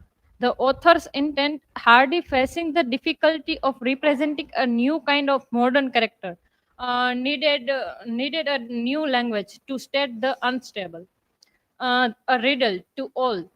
Sue is a riddle to Jude and to the reader. Hardy's choice of the deliberately limited male perspective contributes to this ambiguity. About the author Thomas Hardy, social critics and novelist. Hardy used his fiction to critique Victorian social and religious constraints, particularly those surrounding marriage and class. Focus on tragedy. His novels often focus on characters whose natural passion and desire are crushed by social convention or fate. The novel context, Jude and obscure, was met with extreme hostility, largely due to its frank depiction of sex and is its direct assault on institution of marriage, making the novel his last. Introduction to Sue Bridehead. Definition by conflict. Sue's identity is a perpetual battleground, visually symbolized by the white plaster figures and omnian cleverly print, hanging it god contrast in her room. Emotional detotalization. Unlike Arabella, who possesses a stable equilibrium and down to earth common sense, particular Sue is marked by conflict, division, and inner chaos. The repressive force, her crisis stem from lack of balance between intellect and emotion, which develop into a institutional drives. The concept of the new woman, a modern tendency. She embodies the new woman, a late Victorian literary trope representing an educated, independent woman who challenged traditional gender roles and demanded sexual freedom and equality. Feminist iconoclasm, her free-thinking view and rejection of conventional marriage marks her as a rebellious figure. A case study in inhibition, critics link her to modern tendency detected by Freud, where neurotic behavior stem from the frustration of instinct by society demands, psychological and emotional conflict. The violence of containment, critical attempts to categorize Shu often fail even mathematically. There always remains a surplus. She is a demand incredible because she resists ultimate explication. The martyrdom, her final capitulation, including her self-immolating penitence, is the violent outcome of this conflict. Sue and Jude relationship as a symbol. The gaze of observer, Sue is constantly being interpreted, being seen as an object For explanation, Jude's love and the narrator's perspective frame her as an object, intellectual versus physical. Their relationship is defined by Jude's physical desire and Sue intellectual striving, creating an imbalance that cannot sustain.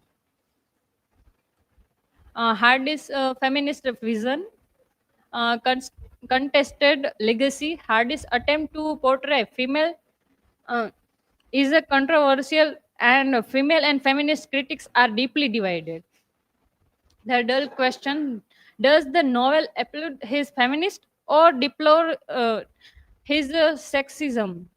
The power of trauma. So, entrapment in motherhood is argued to be less about a Victorian belief in the necessity of motherhood for female mental stability and more about how her role entraps her in a chain of social consequences leading to the final tragedy.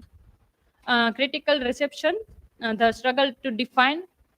Critics, in their attempts to solve the of her inconsistency, often employ blanket statements or formulas that ultimately fail because Sue's material as intractable. The gender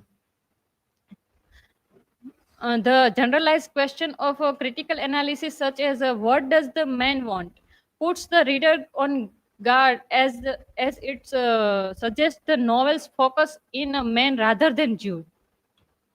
The violent return to dogma, the inevitable collapse, the final tragic events precipitated Sue's complete mental and spiritual collapse, embodying her Hellenic idols. Her return to religion is a self-immolating penitence and the violent culmination of her conflict. It is a moment she surrenders her intellect and free will to Christian dogma. This is my conclusion.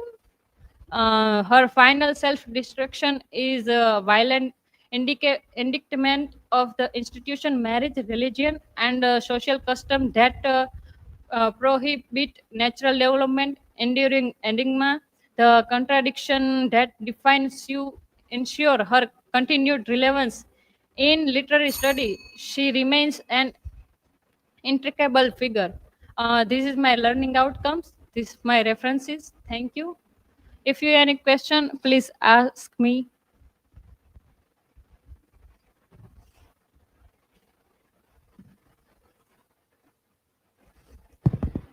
So, Hiralba, my question is, how does Soy reflect the idea of the new woman? She is an educated woman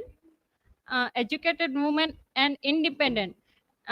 Independent and intellectual demands for intellectual freedom, which challenge Victorian gender roles. Anyone?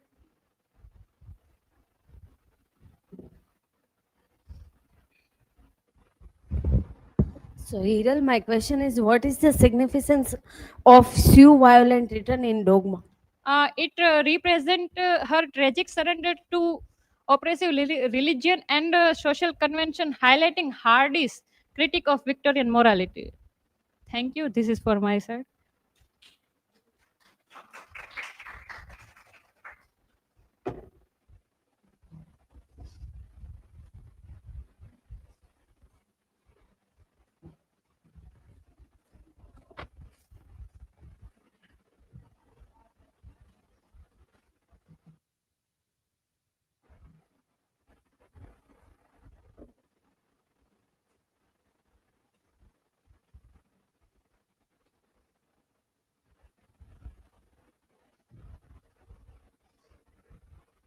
So, hello everyone. My name is Aditya Rachi Gohil, and on the board of our presentation, my presentation topic is The Lady of Shalott, Alfred Lord Tennyson, and Goblin's Market by Christina Rossetti. Here is my academic details and the presentation details, and this is the table of content that I will present today. Here is my research question and hypothesis. My research question is, how do Alfred Tennyson's The Lady of Shalott and Christina Rossetti's Goblin Market use theme of isolation, temptation, and female experience to critique the limitations placed on women in Victorian society? My hypothesis is both Tennyson and Rossetti portray female figures who challenges the restrictive social and moral structure of Victorian society through the lady's fatal act of rebellion and the sister's redemptive love. The poets reveal the poem's pursuit of freedom and individuality often comes at the cost, but also acts as a critique of patriarchal control and material temptation. Here is the overview of the poem. The Lady of Shalott is confined by a curse, viewing the life only through a reflected mirror. This reflect that's the limitation of. I'm sorry. I think.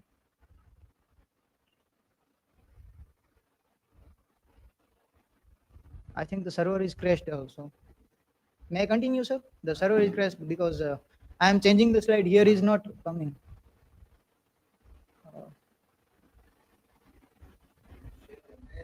Yes, sir. Uh, I am changing the slide.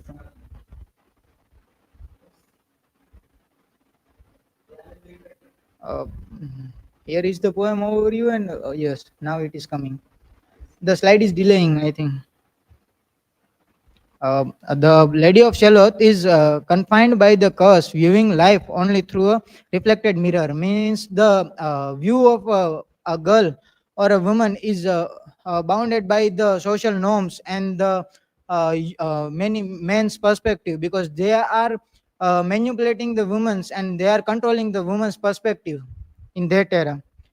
Looking directly at the Sir Lancelot break a curse that leading swiftly to her inevitable tragic death. Goblins' market sisters are tempted by evil goblins to eat their dangerously poisonous fruit. Means this shows, this symbolize that the dangerous poisonous fruit, which is that fruit that man gives the woman a false perspective to see the society and by the view of men how they force women to see as their perspective. The interpretation of one, the artistic dilemma. The classic interpretation sees the poem as a direct conflict between art and life. The lady represents the isolated artist forced to remain detached to successfully created her work. Her woven tapestry is the beautiful yet secondary work of art, a mere copy of reality. Lancelot and Camelot symbolize the vibrant, seductive, and dangerous real world experience. The formalist analysis, the analysis focuses only on the poem structure, symbolic language, and the internal qualities. The four grey walls powerfully symbolize both her physical and psychological imprisonment. The mirror highlights her distance. She is limited to seeing only life shadow, not the actual reality. Because here the symbol that the woman's perspective is already manipulated, as I mentioned before, that men are manipulating women and they are controlling the woman's thought, their behavior, what they will do, what they will not do, and all of that things.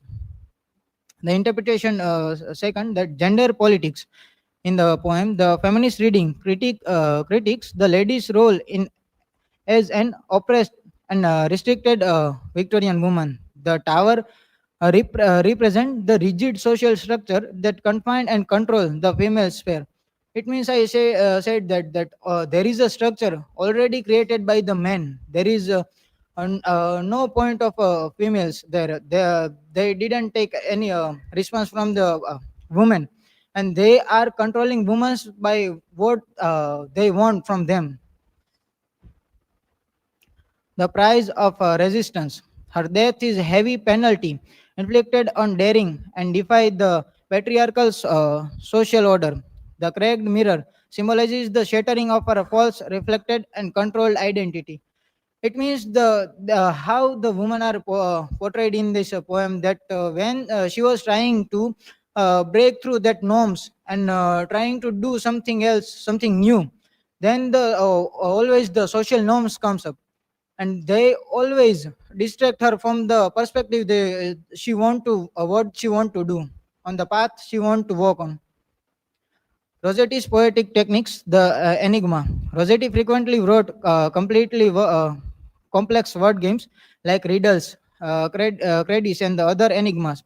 The love more complexity makes her major poem an interpretive enigma for readers. The poem purposefully resists having only one single easily understood allegory moral. It challenges readers to engage with its many possible equally compelling interpretation actively. Goblin's Market. Now I will present the Goblin's Market contextual reading. The poem reflects the major Victorian public concern over widespread food adulteration and poisoning. The goblin erasable fruit symbolize the commercial containment dangerous goods sold.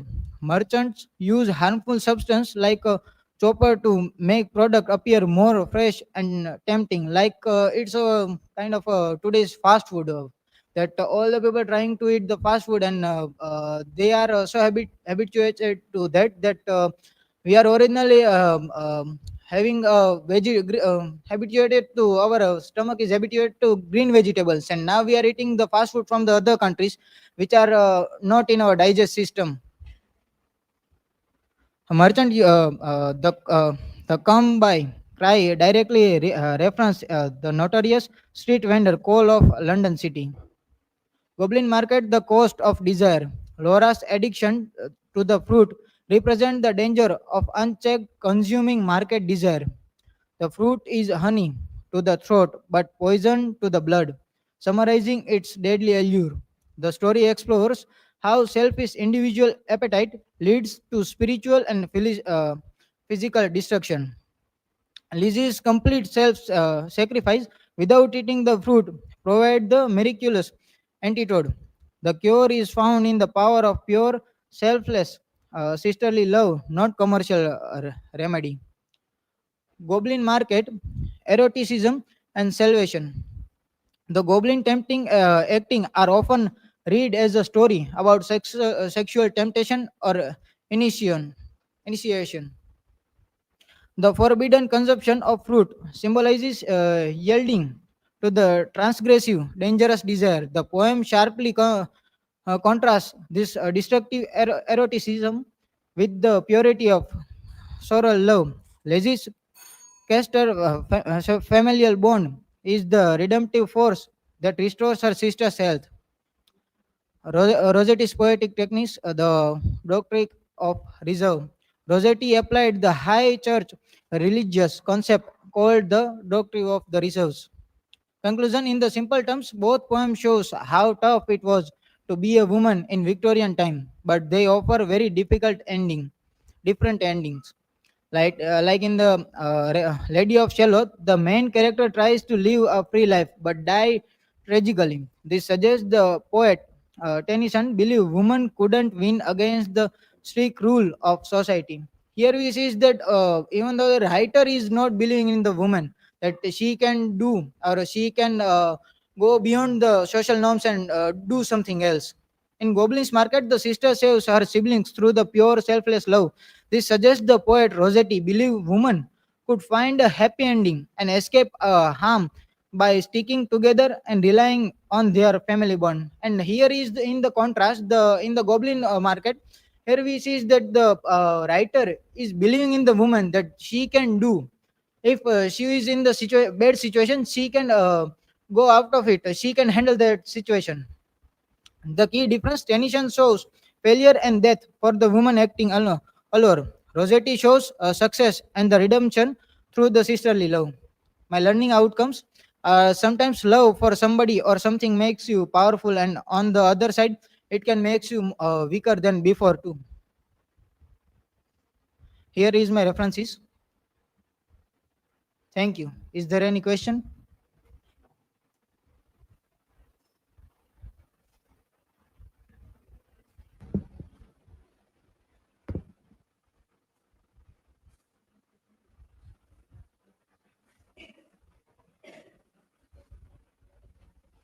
My question is that from a feminist perspective, how does the Lady Charlotte act of leaving the tower represent an act of rebellion? Thank you, Irelba. From the feminist perspective, the tower represents the rigid social structure that confine the female sphere. Therefore, leaving the tower becomes a powerful and necessary act of rebellion against the restrictions placed upon the woman in Victorian society. Thank you.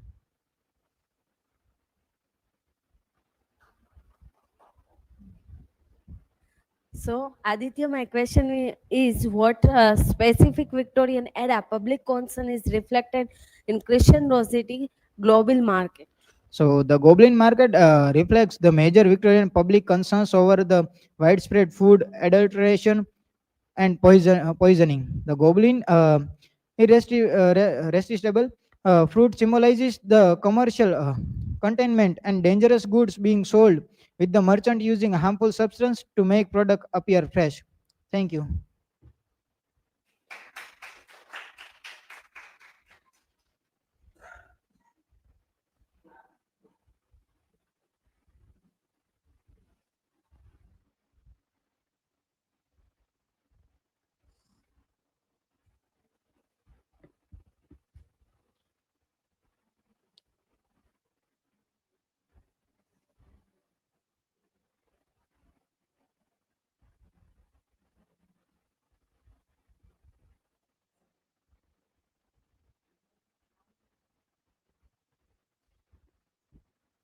Hello everyone, myself Nancy Vilda, and this is my topic Voyage of the Psyche, a psychological exploration of Tennyson's Ulysses.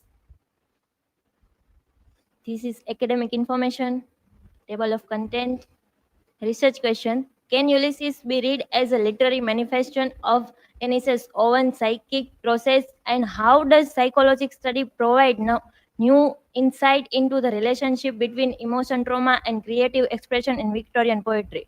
Now, hypothesis in Ulysses, Tennyson shows that the hero's journey is not just physical but also psychological. Ulysses uses mental states like sublime projection and the intellectualization to cope with grief again and the duties. Introduction. Alfred wrote this poem Ulysses in 1833, shortly after the death of his closely friend Helm, who is his brother-in-law also, the age of 22. These laws become the catalyst for a series of poems. Ulysses is both a Homeric heroism and a psychological metaphor also. Scholars note that the poem reflects Tennyson's shift from mourning to artistic renewal. Immediately, Ulysses acts as philosophical self-portrait. Psychoanalytic framework using fragment model, id, ego, and superego. Ego, id mean yearning for action. Superego, symbol of his moral and social duties as king. Ego mediates these drives.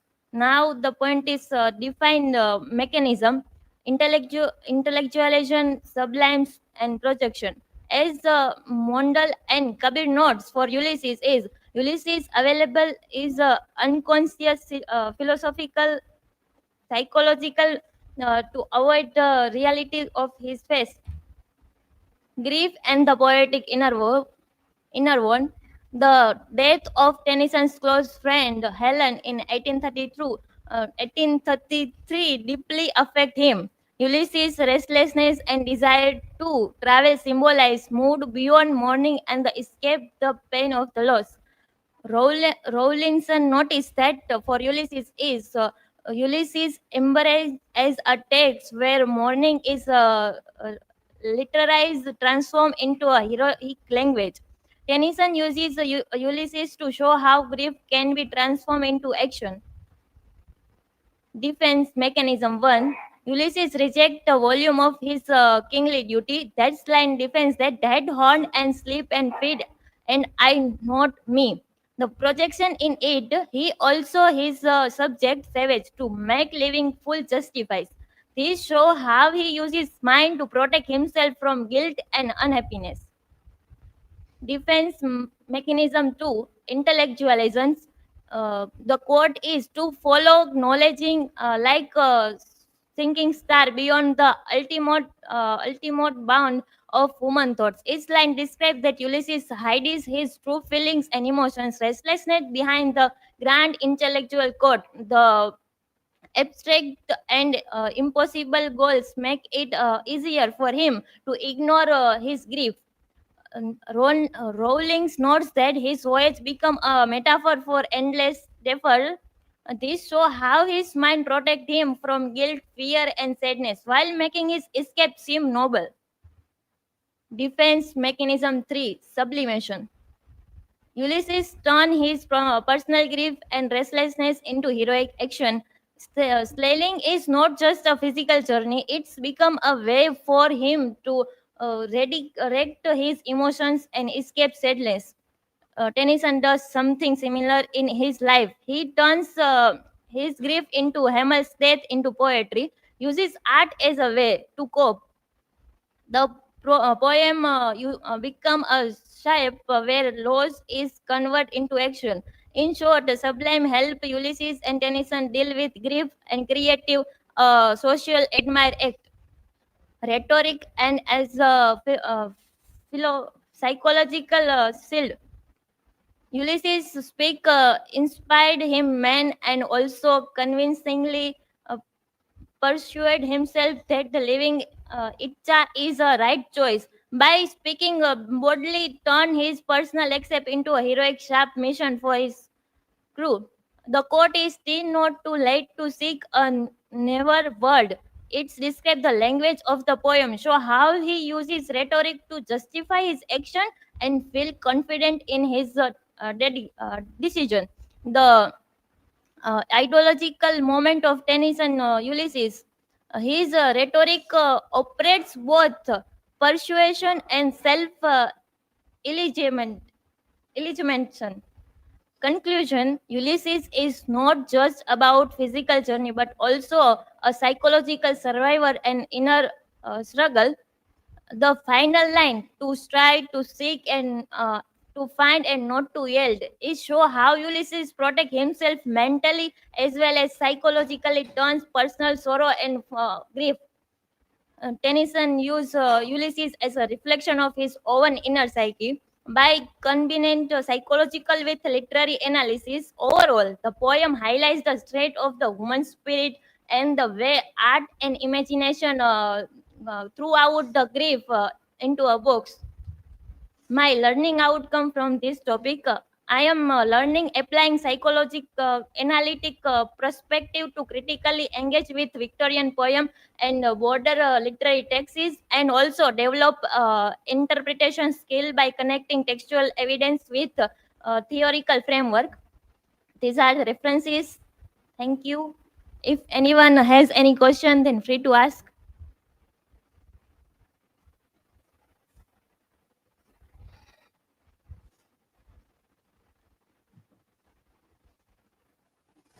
Hello, Nancy. My question is that in what ways does the sea symbolize Ulysses in inner psyche? Okay. Ulysses' inner psyche by sea symbolism. Sea symbolize Ulysses' explanation and also escape from the home. Anything? Anyone else?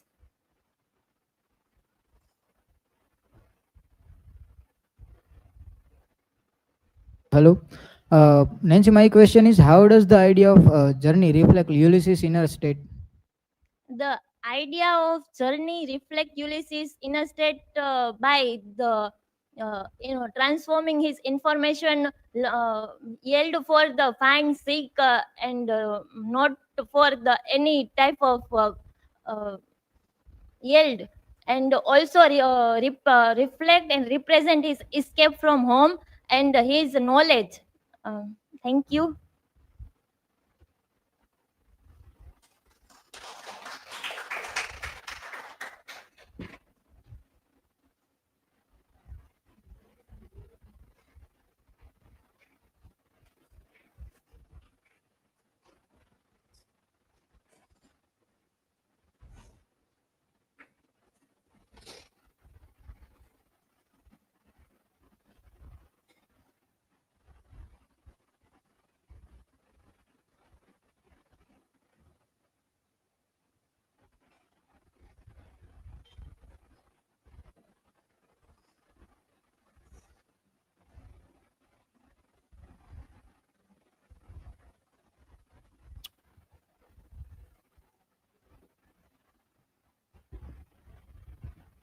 Hello everyone, I am Sandeep Jetfa and today I am going to discuss the nature and human emotion, a romantic legacy in Tennyson's early poems. Here is my some basic information and this is the roadmap through which I am going. And this is the research question. How does Alfred Tennyson's early poetry reflect the romantic legacy of nature and human emotion while introducing Victorian complexity and doubts? And this is the hypothesis. Tennyson's early works extend romantic ideals by using nature as a mirror of emotional experience, yet they also anticipate a Victorian realism, revealing a world where beauty and sorrow coexist. And this is the short introduction. Tennyson's early poetry reflects deep emotional engagement with nature, shaped by romantic ideals, yet anticipating Victorian doubts. His works features a natural beauty with inner emotional landscape. Uh,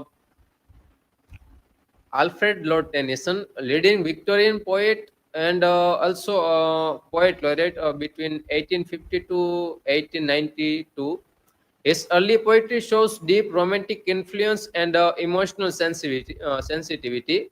And the themes are like nature, emotion, loss, faith, and human soul struggle.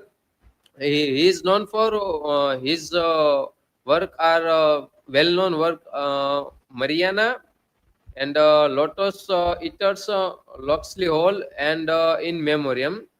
Tennyson units romantic passion with Victorian doubts, using nature as a mirror for the soul. Romanticism and Victorian transition. Romantic poets saw nature as a moral and emotional guide, while the Victorian age faced a scientific and spiritual crisis.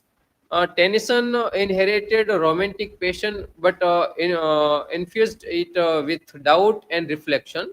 Tennyson's smooth and pleasant words mark a bridge between romantic raptures and Victorian realism. Defining the early phase, Tennyson's early poetry in 1830 to 1850 includes poems chiefly lyrical in 1830 and poems in 1842. Themes were solitude, memory, love, loss, and man's commune with nature. Here is some notes. Nature becomes the symbolic medium of Tennyson's self-exploration. Nature as an emotional mirror. Tennyson uses natural imagery to mirror emotional states, sorrow, yearning, joy, and the despair. He makes nature express his inner feelings. In poems like Mariana and the Lotus Eaters, natural settings reflects inner melancholy and psychological paralysis. The dual faces of nature.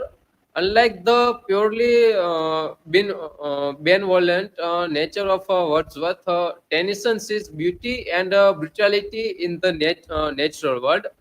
He discards the traditional idea of benevolent nature and brings out her fierce aspects, nature read in tooth and claw, mind, emotion, and nature. Tennyson's verse enacts a dialogue between psyche and landscape. Tennyson's embodies mind like links the self sensation with the pulse of the natural world. His nature imagery becomes a psychological map of emotion and thoughts. Sentient nature beyond the romanticism. Extends romantic empathy toward non-human sentience, where natural elements feel and respond. Descriptions of songbird and babbling runnels illustrate non-human sentience. This anticipates eco-critical readings, nature as alive, communicative, and moral. Romantic legacy and innovation. Tennyson inherits Wordsworth's emotional naturalism but fuses it with Victorian anxiety and scientific consciousness. He transforms romantic optimism into reflective melancholy. Here is some critical perceptives. Scholars debate whether Tennyson's nature is spiritual, scientific, or ambivalent. Nature and the feminine in Tennyson and Darwin reveals tension between nature and cruelty. This dualism defines his unique poetic stance between faith and evolution. Here is synthesis, nature and emotion pattern. Nature as a mirror of human emotion, nature's dual face, solace and savagery, a romantic inherent reshaped by Victorian doubts, and inner psyche projected through landscape. And this is what I have learned from this. Understand how Tennyson's early poetry reflects romantic ideals of nature and emotion. Identify the Victorian shift toward doubt and realism in his depiction of nature. Analyze how nature mirrors human emotion in poems like Mariana and In Memoriam, and recognize Tennyson's role in bringing romanticism and Victorian poetry. And this is the conclusion. Tennyson's early poetry embodies the romantic legacy of nature and emotion, but reinterprets in through Victorian realism and scientific skepticism. It transforms nature from a divine moral guide to reflective mirror of the human condition. And this is the references. So, I think if you have any question, you can ask.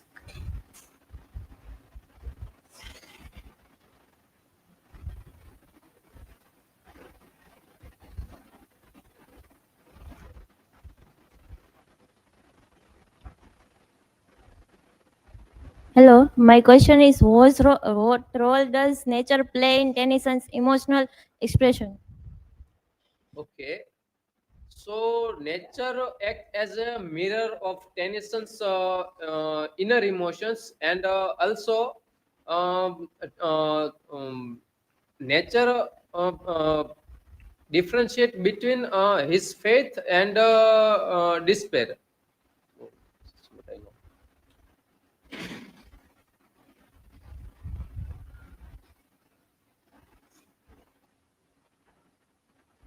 So, Sandeep, my question is how does Tennyson reflect the romantic legacy in his early poetry?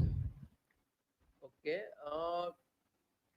Tennyson reflect the romantic legacy. Okay, Tennyson reflect the romantic legacy by continuing the romantic tradition by linking human emotions and with their feelings, and also romantic. Tennyson reflect this romantic legacy by emotions and uh, okay.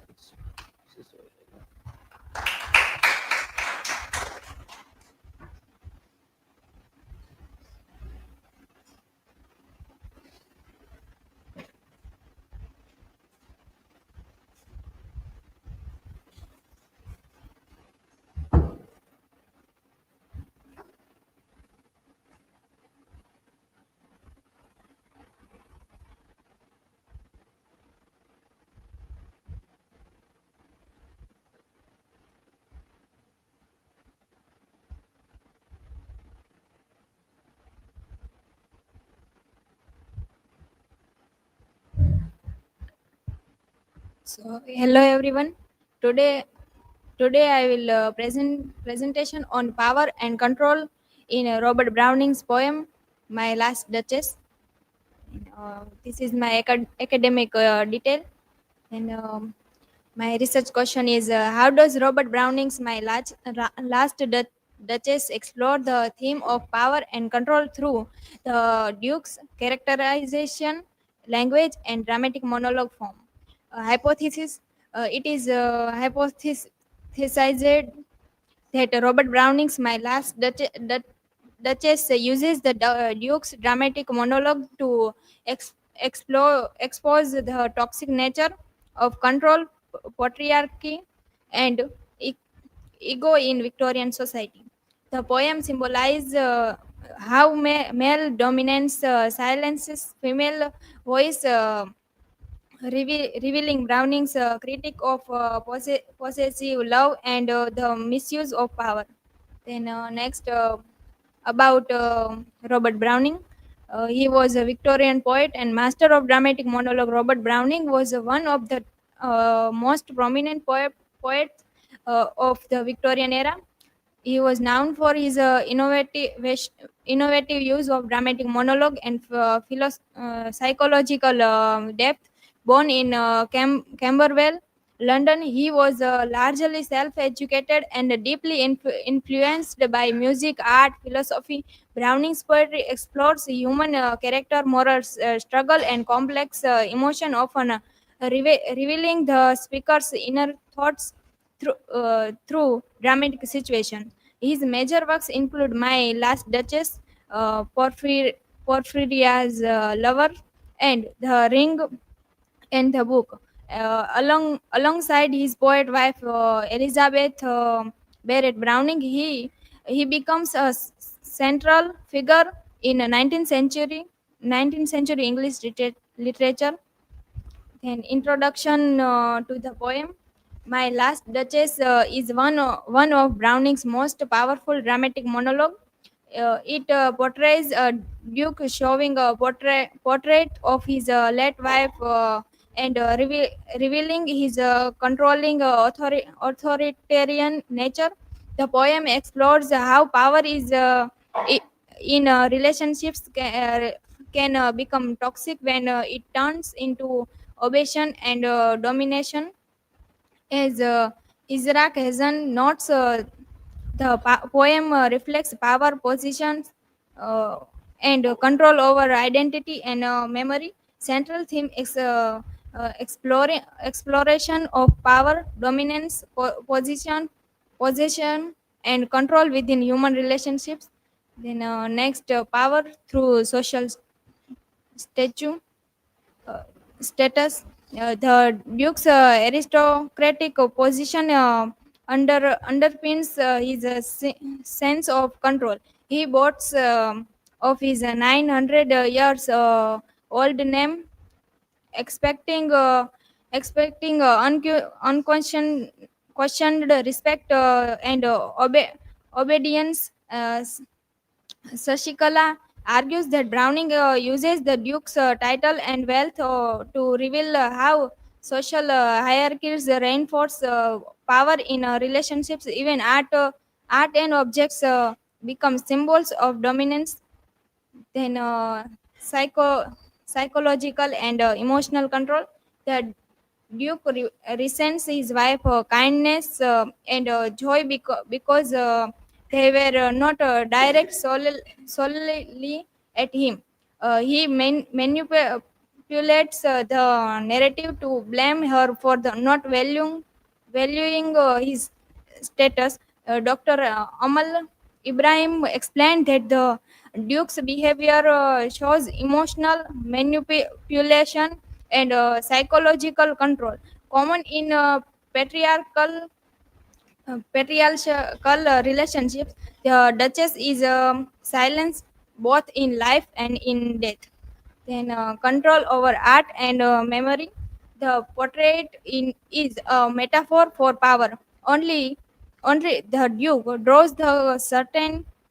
He controls who sees her and how. Uh, Gazim's Dohal notes that the Duke controls her image and reputation even after death. This control extends beyond her life, showing how power manipulates memory and public perception. Uh, Ultimate control, life and death. Most chillingly, the Duke says, gave commands, then all smiles stopped together.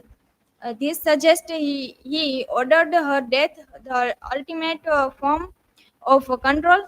Scholle Lawrence it interprets this as the Duke's attempt to restore power and dominance when he feels insecure It shows how obsessions with control can lead to destructive consequences.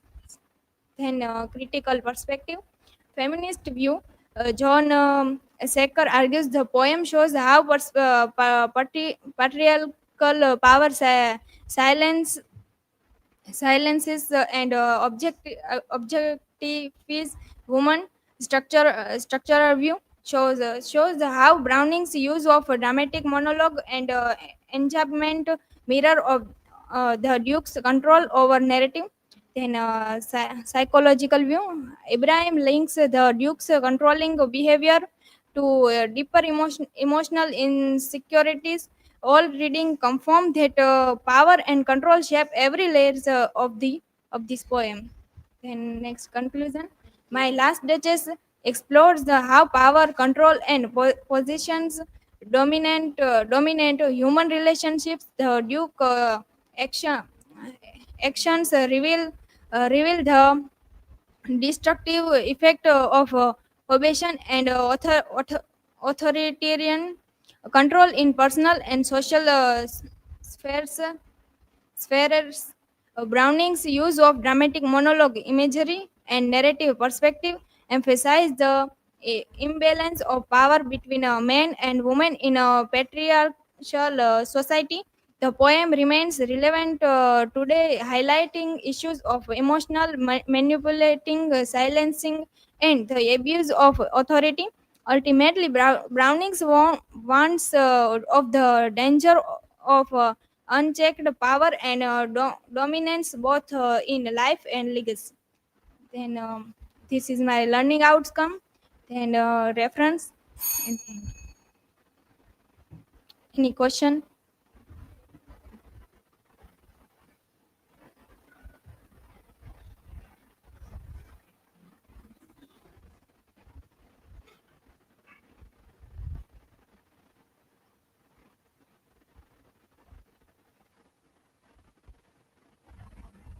Hello, Riddhi. My question is, what does the portrait in my Last Duchess symbolize? So, Nancy, the portraits represent the Duke's power and control. He alone decides who can see it, showing his desire to possess and dominate even after his wife's death.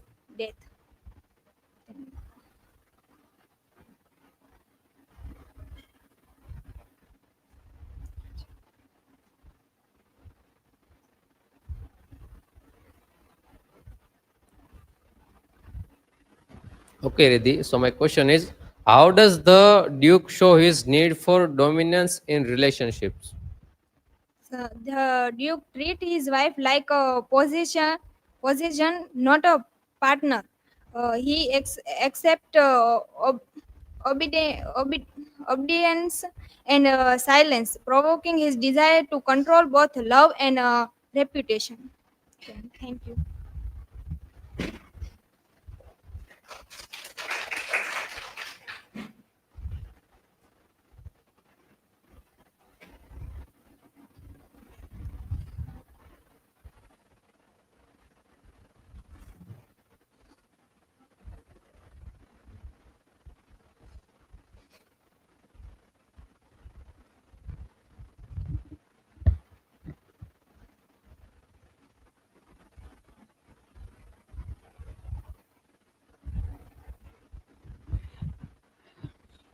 Good afternoon, everyone. I'm Rudra Upadhyay.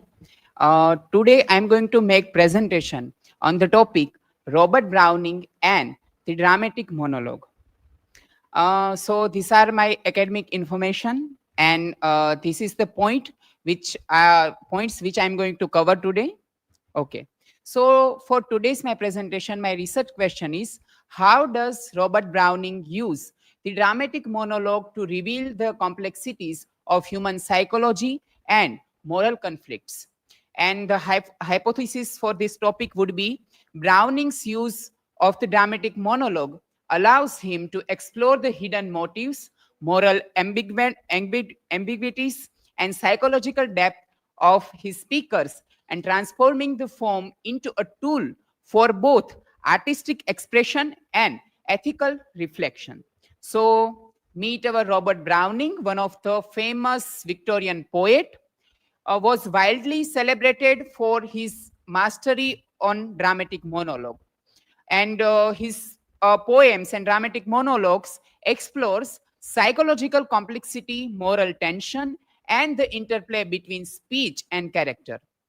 And in this presentation, I'm going to examine how Browning handles the dramatic monologue, focusing on technical craft and ethical depth. Now, first of all, let's briefly understand what is the dramatic monologue. In which dramatic monologue, a single speaker speaks to a silent listener. And in this dramatic monologue, the moments are very crucial and often revealing tensions, conflict, and revelations. And the poem's dramatic force comes from what is implied as much as what is said. And in Browning's dramatic monologue, the speaker becomes a persona whose inner life and motivations emerge through his speech. So now, let's briefly understand how Browning works on the dramatic monologue form in particular. Speech as drama, not confession. In his all monologue, the speakers are not confessing something, but they are very dominative, and they just speak to a silent listener. Then indirect characterization. The speaker often reveals his character indirectly through what he omits, how he digresses, and how he frames his speech.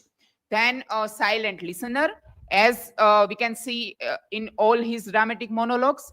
Then movement and tension. Browning's choice of intense or decisive movements, the speaker is compelled to speak.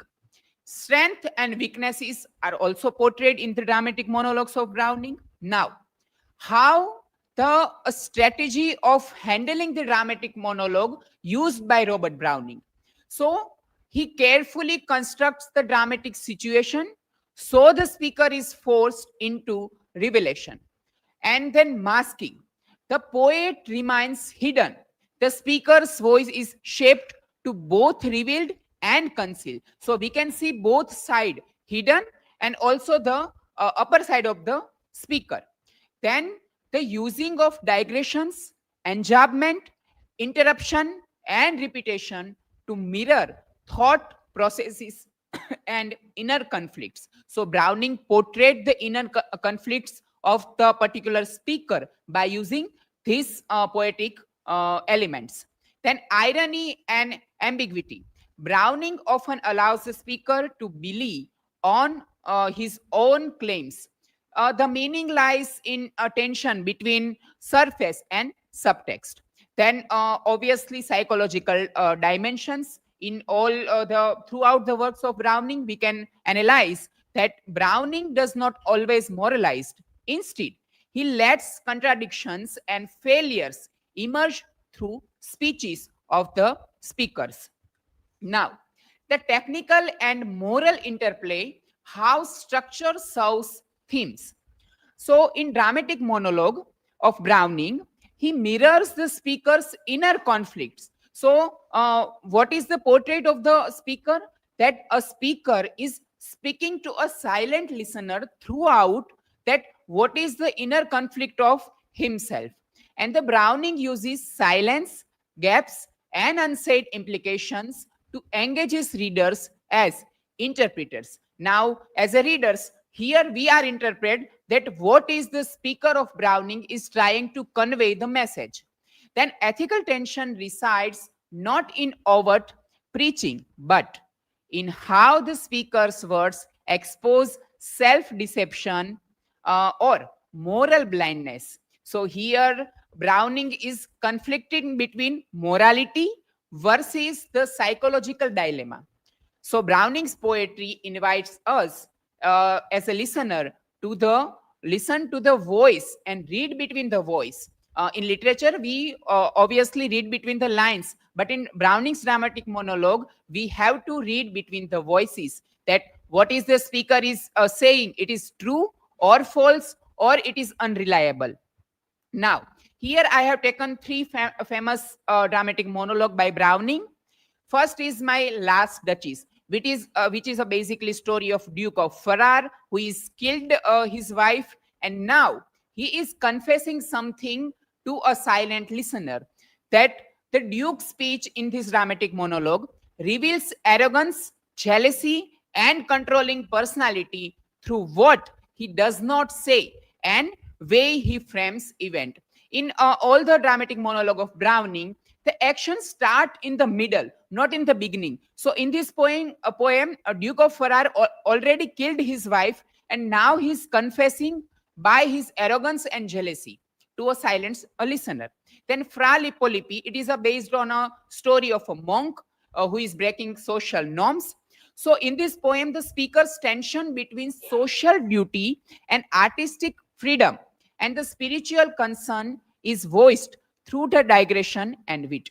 Then third one is Andrea del Sarto, which is based on a famous painting and which is also talked about a story of famous painter about the artistic voice.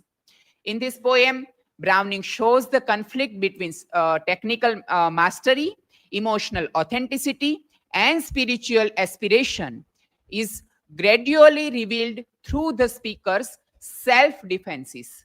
Now, the implication and significance of the dramatic monologues of Browning's. So, his monologue engages us in active listening. We must fill in the gaps, judge the speaker, and detect the irony. They show how voice, form, and moral tension can merge into poetic drama. Now, Browning's treatment of the monologue challenges that can a poem be dramatic and ethical serious? Yes, he showed it can. Okay, so let's conclude the presentation by saying that in Browning's hand, the dramatic monologue becomes more than a clever technical experiment. It is a medium for moral and psychological exploration, a way to let the soul speak itself even when it sleeps, stumbles, and deceived. So through the formal insight of the famous researcher Fletcher and the deeper strategies article written by Mohammed that handling the monologue. In this both article, I have analyzed this how Browning craft voices that captures the complexity of the inner life of an individual. So Browning always portrayed the psychological situation of individual. So this is my learning outcome, that how Browning employs the form of dramatic monologue to reveal the complex psychology and moral ambiguity and inner motives to his speakers. So now these are the references which I have used for this presentation, and thank you. If anyone would like to ask questions, so they are free to ask.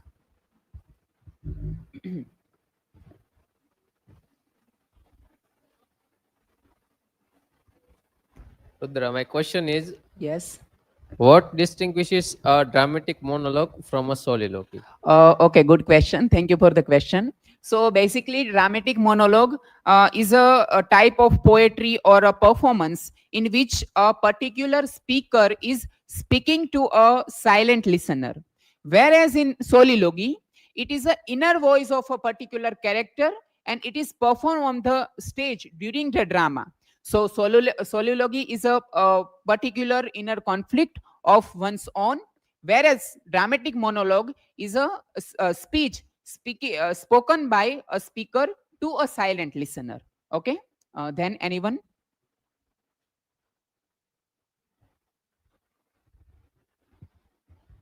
Yeah. So Rudra, my question is, what are the key features of Browning's using of dramatic monologue? Yeah, good question. Thank you. So Browning uses so many kind of feature to describe the inner and spiritual struggle of an individual. But the major features are Browning's dramatic monologue are psychological depth and spiritual and morally conflict of an individual soul, and then grotesque images which are very highlightable and crucial feature of Browning's dramatic monologue. So I think these three are very major features of his poetry.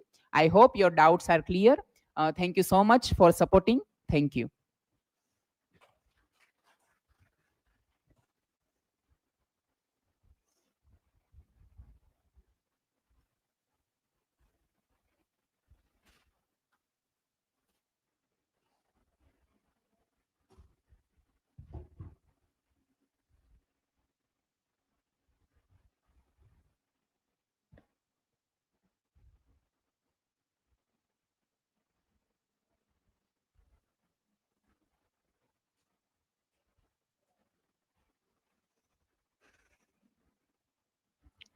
Good afternoon, everyone. I am Khushi Parmar. So today my topic is the role of women in Victorian society and literature.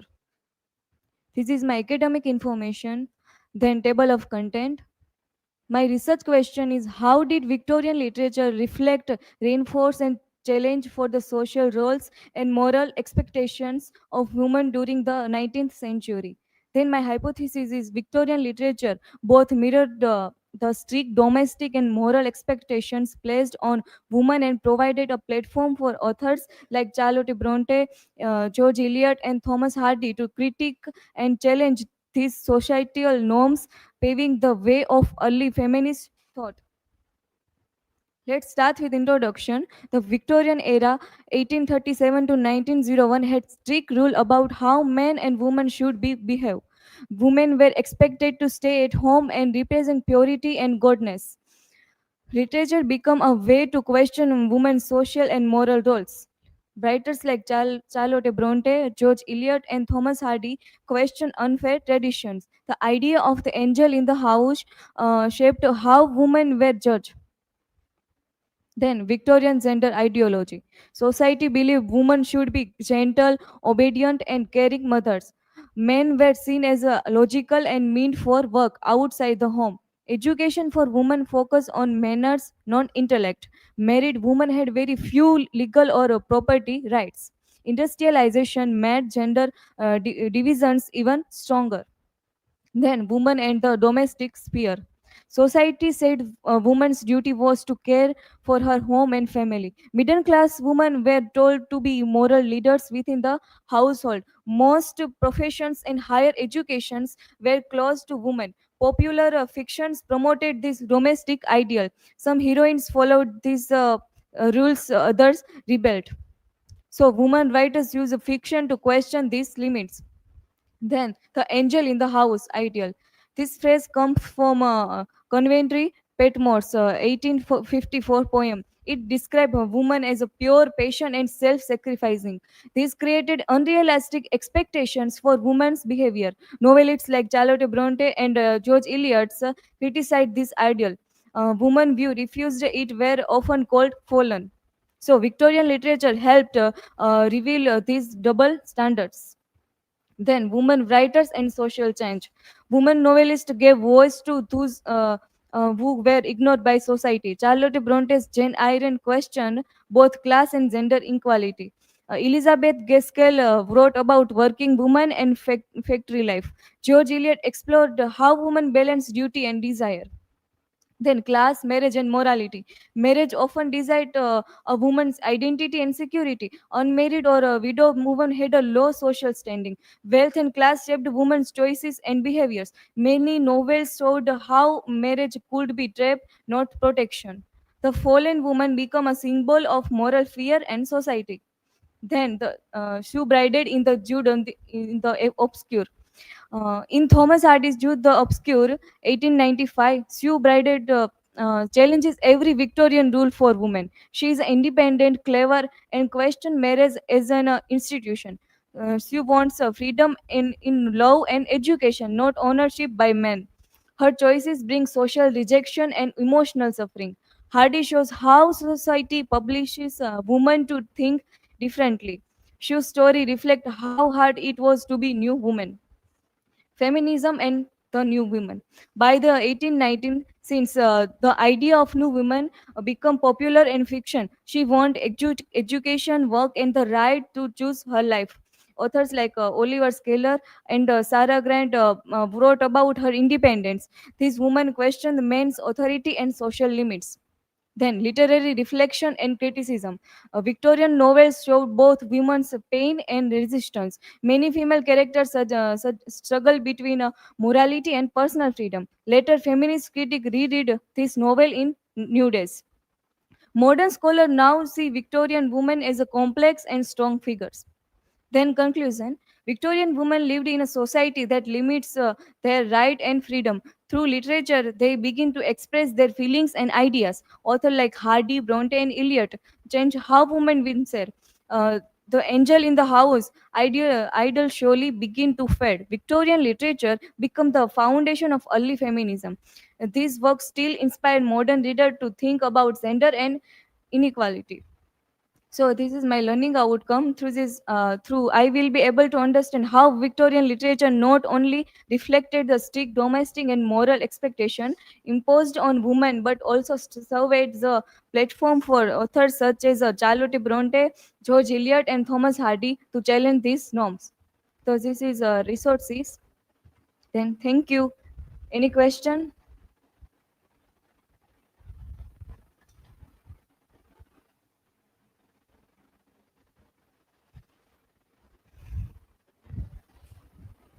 So, Khushi, my question is, what was the role of women in literature during the Victorian era? Thank you.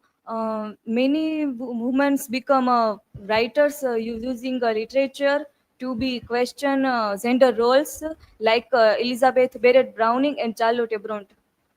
Another?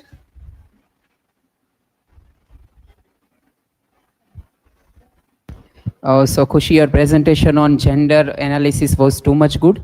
So my question to you is, how did the religion influence women's role in Victorian society? Thanks for question. Religions religion taught women to be humble, kind, and pure, and faithful, link like ideal woman. So thank you.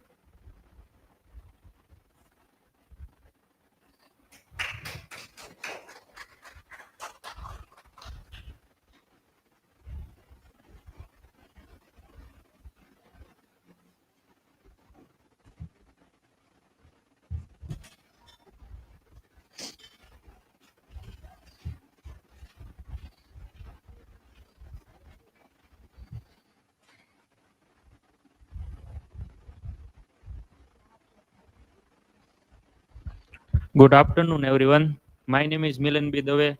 Today, my project presentation topic is Faith and Doubt in Matthew Arnold's Dover Beach.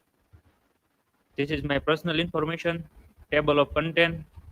Research question is, how does Matthew Arnold explore the conflict between faith and doubt in Dover Beach, and what role do love and human relationship play in providing hope and spiritual and societal uncertainty?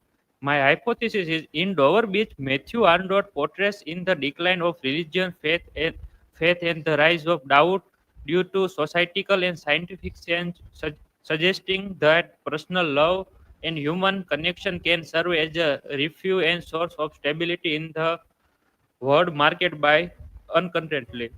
Introduction.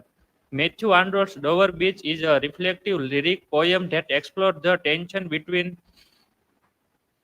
faith and doubt in the Victorian era, written during a time of scientific discoveries, industrial growth, and religious questioning. The poem captures the uncontently and anxiety of the age. Arnold used the imagery of the sea of faith, to show the decline of religion currently, while emphasizing that love and human connection can provide hope and stability in the world full of doubt. About Matthew Arnold. Matthew Arnold was a leading Victorian poet, essayist, and literary critic, the son of famous educator Thomas Arnold.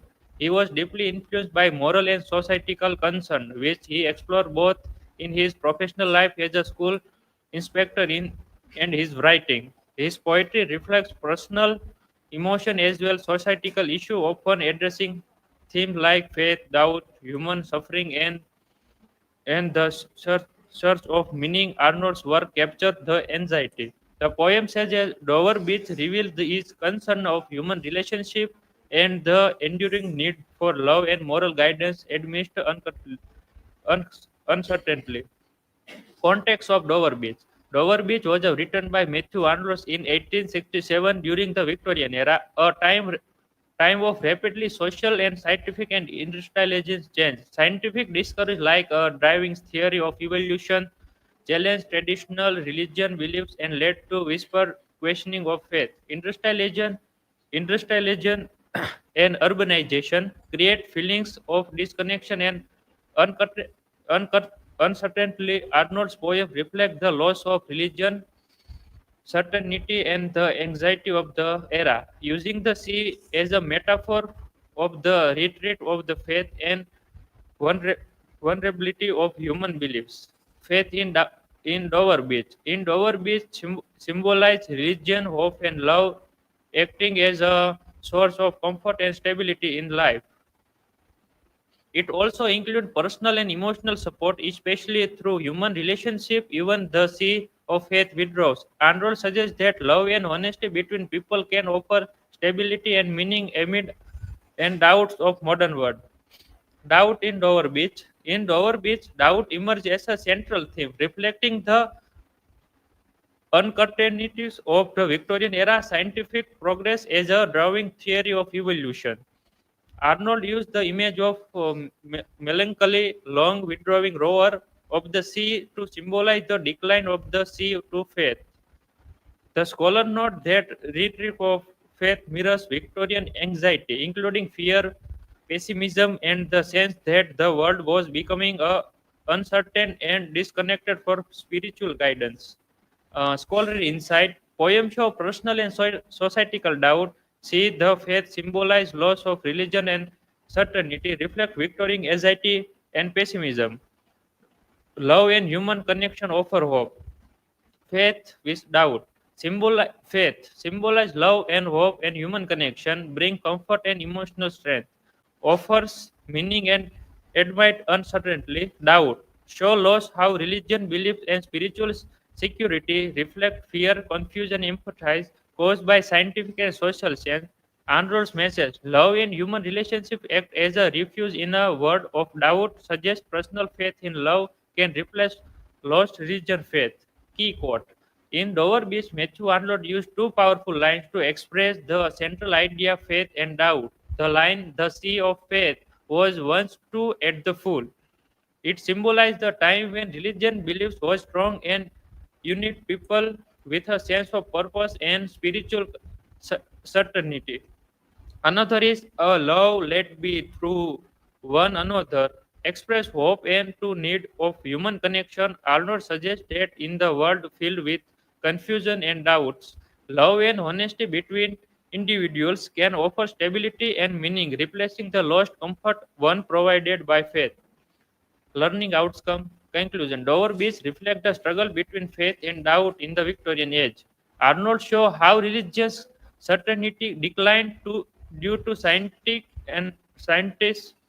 and modern thought. Yes, he offer love and human connection as source of hope and meaning. The poem ends, we call for truth and emotional unity in a world full of uncertainty. Overall, Arnold's message that when faith fades, love must guide and sustain us.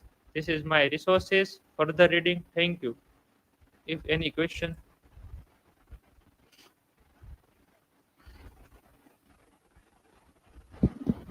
So Milan, you have mentioned the word sea of faith in your two slides. So my question is, what does that sea of faith symbolize in this poem? The sea from symbolize religion, beliefs, and spiritual uncredibility. In the poem, I'll not show that word once full but is now withdrawing, representing the declined faith in Victorian era.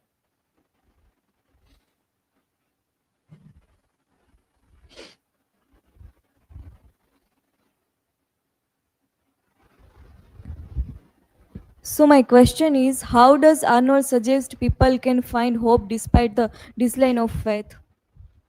Arnold suggests that love and human This relationship can provide comfort and stability and hope even when religion faith is weakening. Thank you.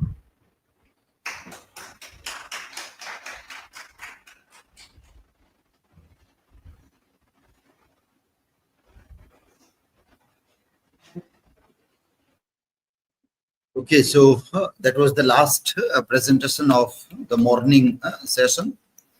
A very quick feedback to all of you. Some of you are using Honest Gestor, all of you are using, so it is good that quality articles are cited by most of you now. Honest, everybody is still not using. From One Nation, One Subscription, so you still have one last day tomorrow. Try to explore those articles.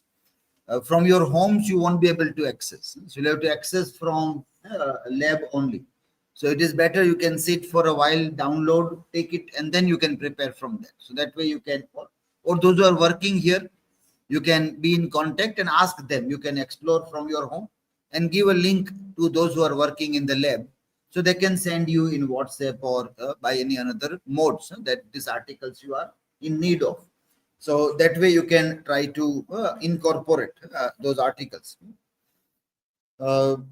SEJAD presented well on Bunburying desire. In citations, you have to take care of. You use many of all capitals. So the capitalization is very important. Only first letters are capitalized, all other letters are not capitalized. So that you need to see in there. You have cited one Taylor and Francis article, but then again it was not properly cited. The name which was coming, and when I opened the article, it was showing another name. So that also you check in your citation. SHIVANI also presented well on philosophical view, and two views were taken. It was also a well-planned article, Aristotle's and Hegelian view, philosophical views, and a good article was cited by Dos Santos Elvis, and you have argued well with both the things. Hegelian also thesis, antithesis idea was used in the presentation. JENCY also did well with importance of being earnest. The question was good, that why the play still matters. That is what we always keep on asking. That literature of 100 years old, why is it important today? What is the relevance there? So Victorian society was a very hypocritical society. And in time and again, you will see that most of the writers, poets are trying to satirize the hypocrisy of the Victorians. So that was also brought in, that the hypocrisy of Earnest, that how you show off as a good person, what are the motives of the people. So more the show of a civilized society, the more problems lies within. The more people tend to show that we are very civilized, the more problems might be lying beneath. A very good lesson for our today's India also, that the more we try to claim that we are Vishwa Guru, we have a huge problem with our education systems. And the more we talk, the deeper the problem lies also. DIVYABEN also presented well on importance of being an earnest, deception in that. Chetna's presentation also was very good. She connected with the modern day education and hard times, the comparison of education systems, and how the fear of algorithmic education may bring in, or if people tend to judge everything based on the algorithm, then what kind of damage might be there.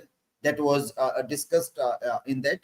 And some solutions were also given, that why critical thinking is necessary with whatever modes of teaching people do, traditional mode or technological mode.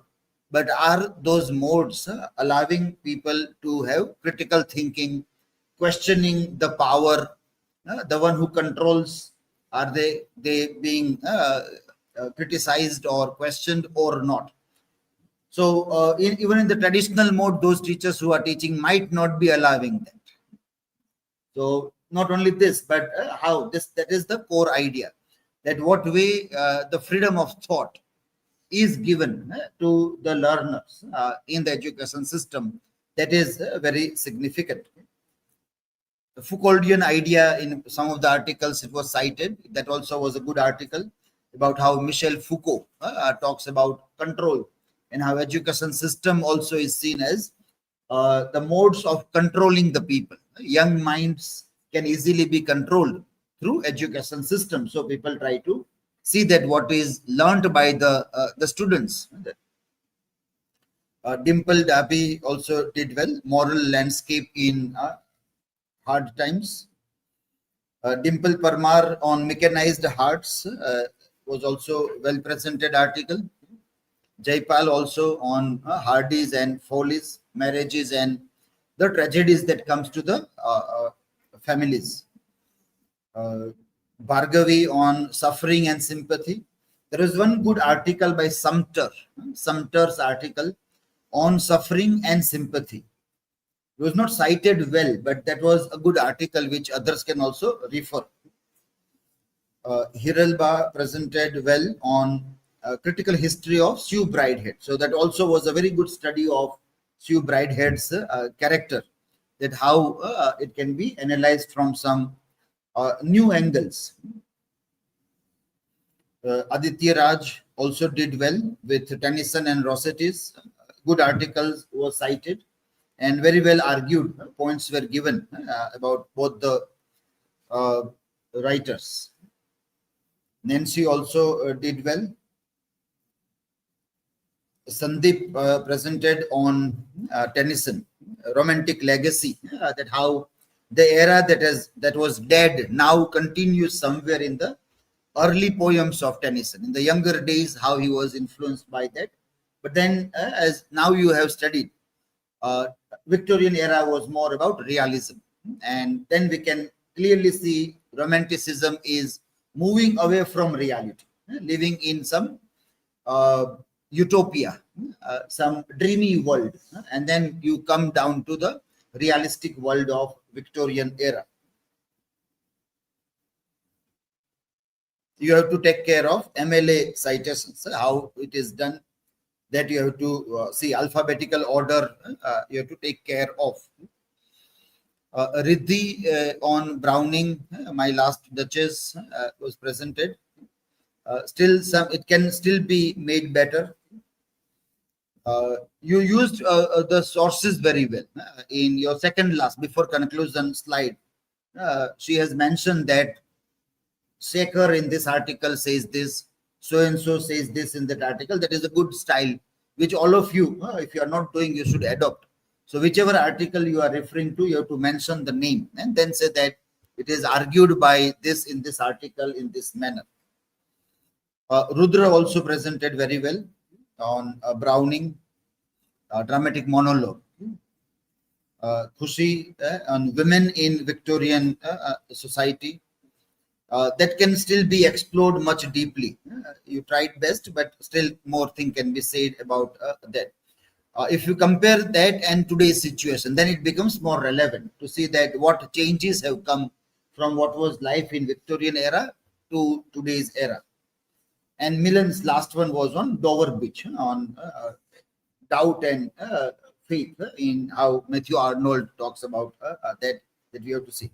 Matthew Arnold is a very good champion of Victorianism. So he would be defending the high values of Victorian society, which obviously is criticized by many writers. So he was in favor of Victorianism, high culture and other things, whereas Dickens or Hardy were quite opposite to that in being very critical of those things. So that way we have to revisit Matthew Arnold to what extent, because like Plato is alive among us. We have discussed that what is Plato wanted to ban literature. He didn't want to give free imagination or freedom of imagination to writers on the grounds of religiosity, gods, goddesses, and all those things. And Aristotle said that we have to give that freedom to writers because their truths are of different kind. So we see that today also Plato is alive with us. Whenever the problem comes and people try to say that this art is not allowed, we say Plato is alive.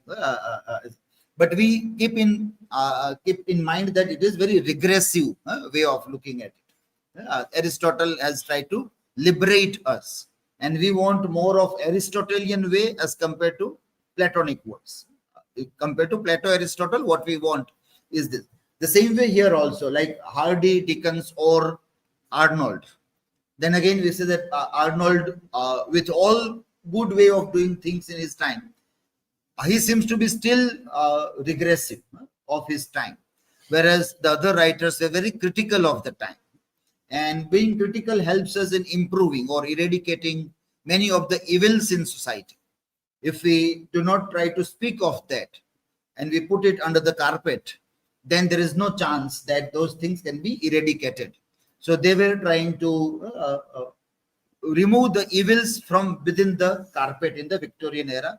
Victorian society, under the garb of hypocrisy, wanted to hide the evils and tell to the people that, see, we are so civilized, we are so good people. There are no evils in our society. So Arnold represented that voice also. In next semester, when we will start with 20th century setting and the 20th century literature, we will revisit this Victorianism and we will recall this all points again also. Okay, so with this we end our this discussion. Wish you all the best for tomorrow.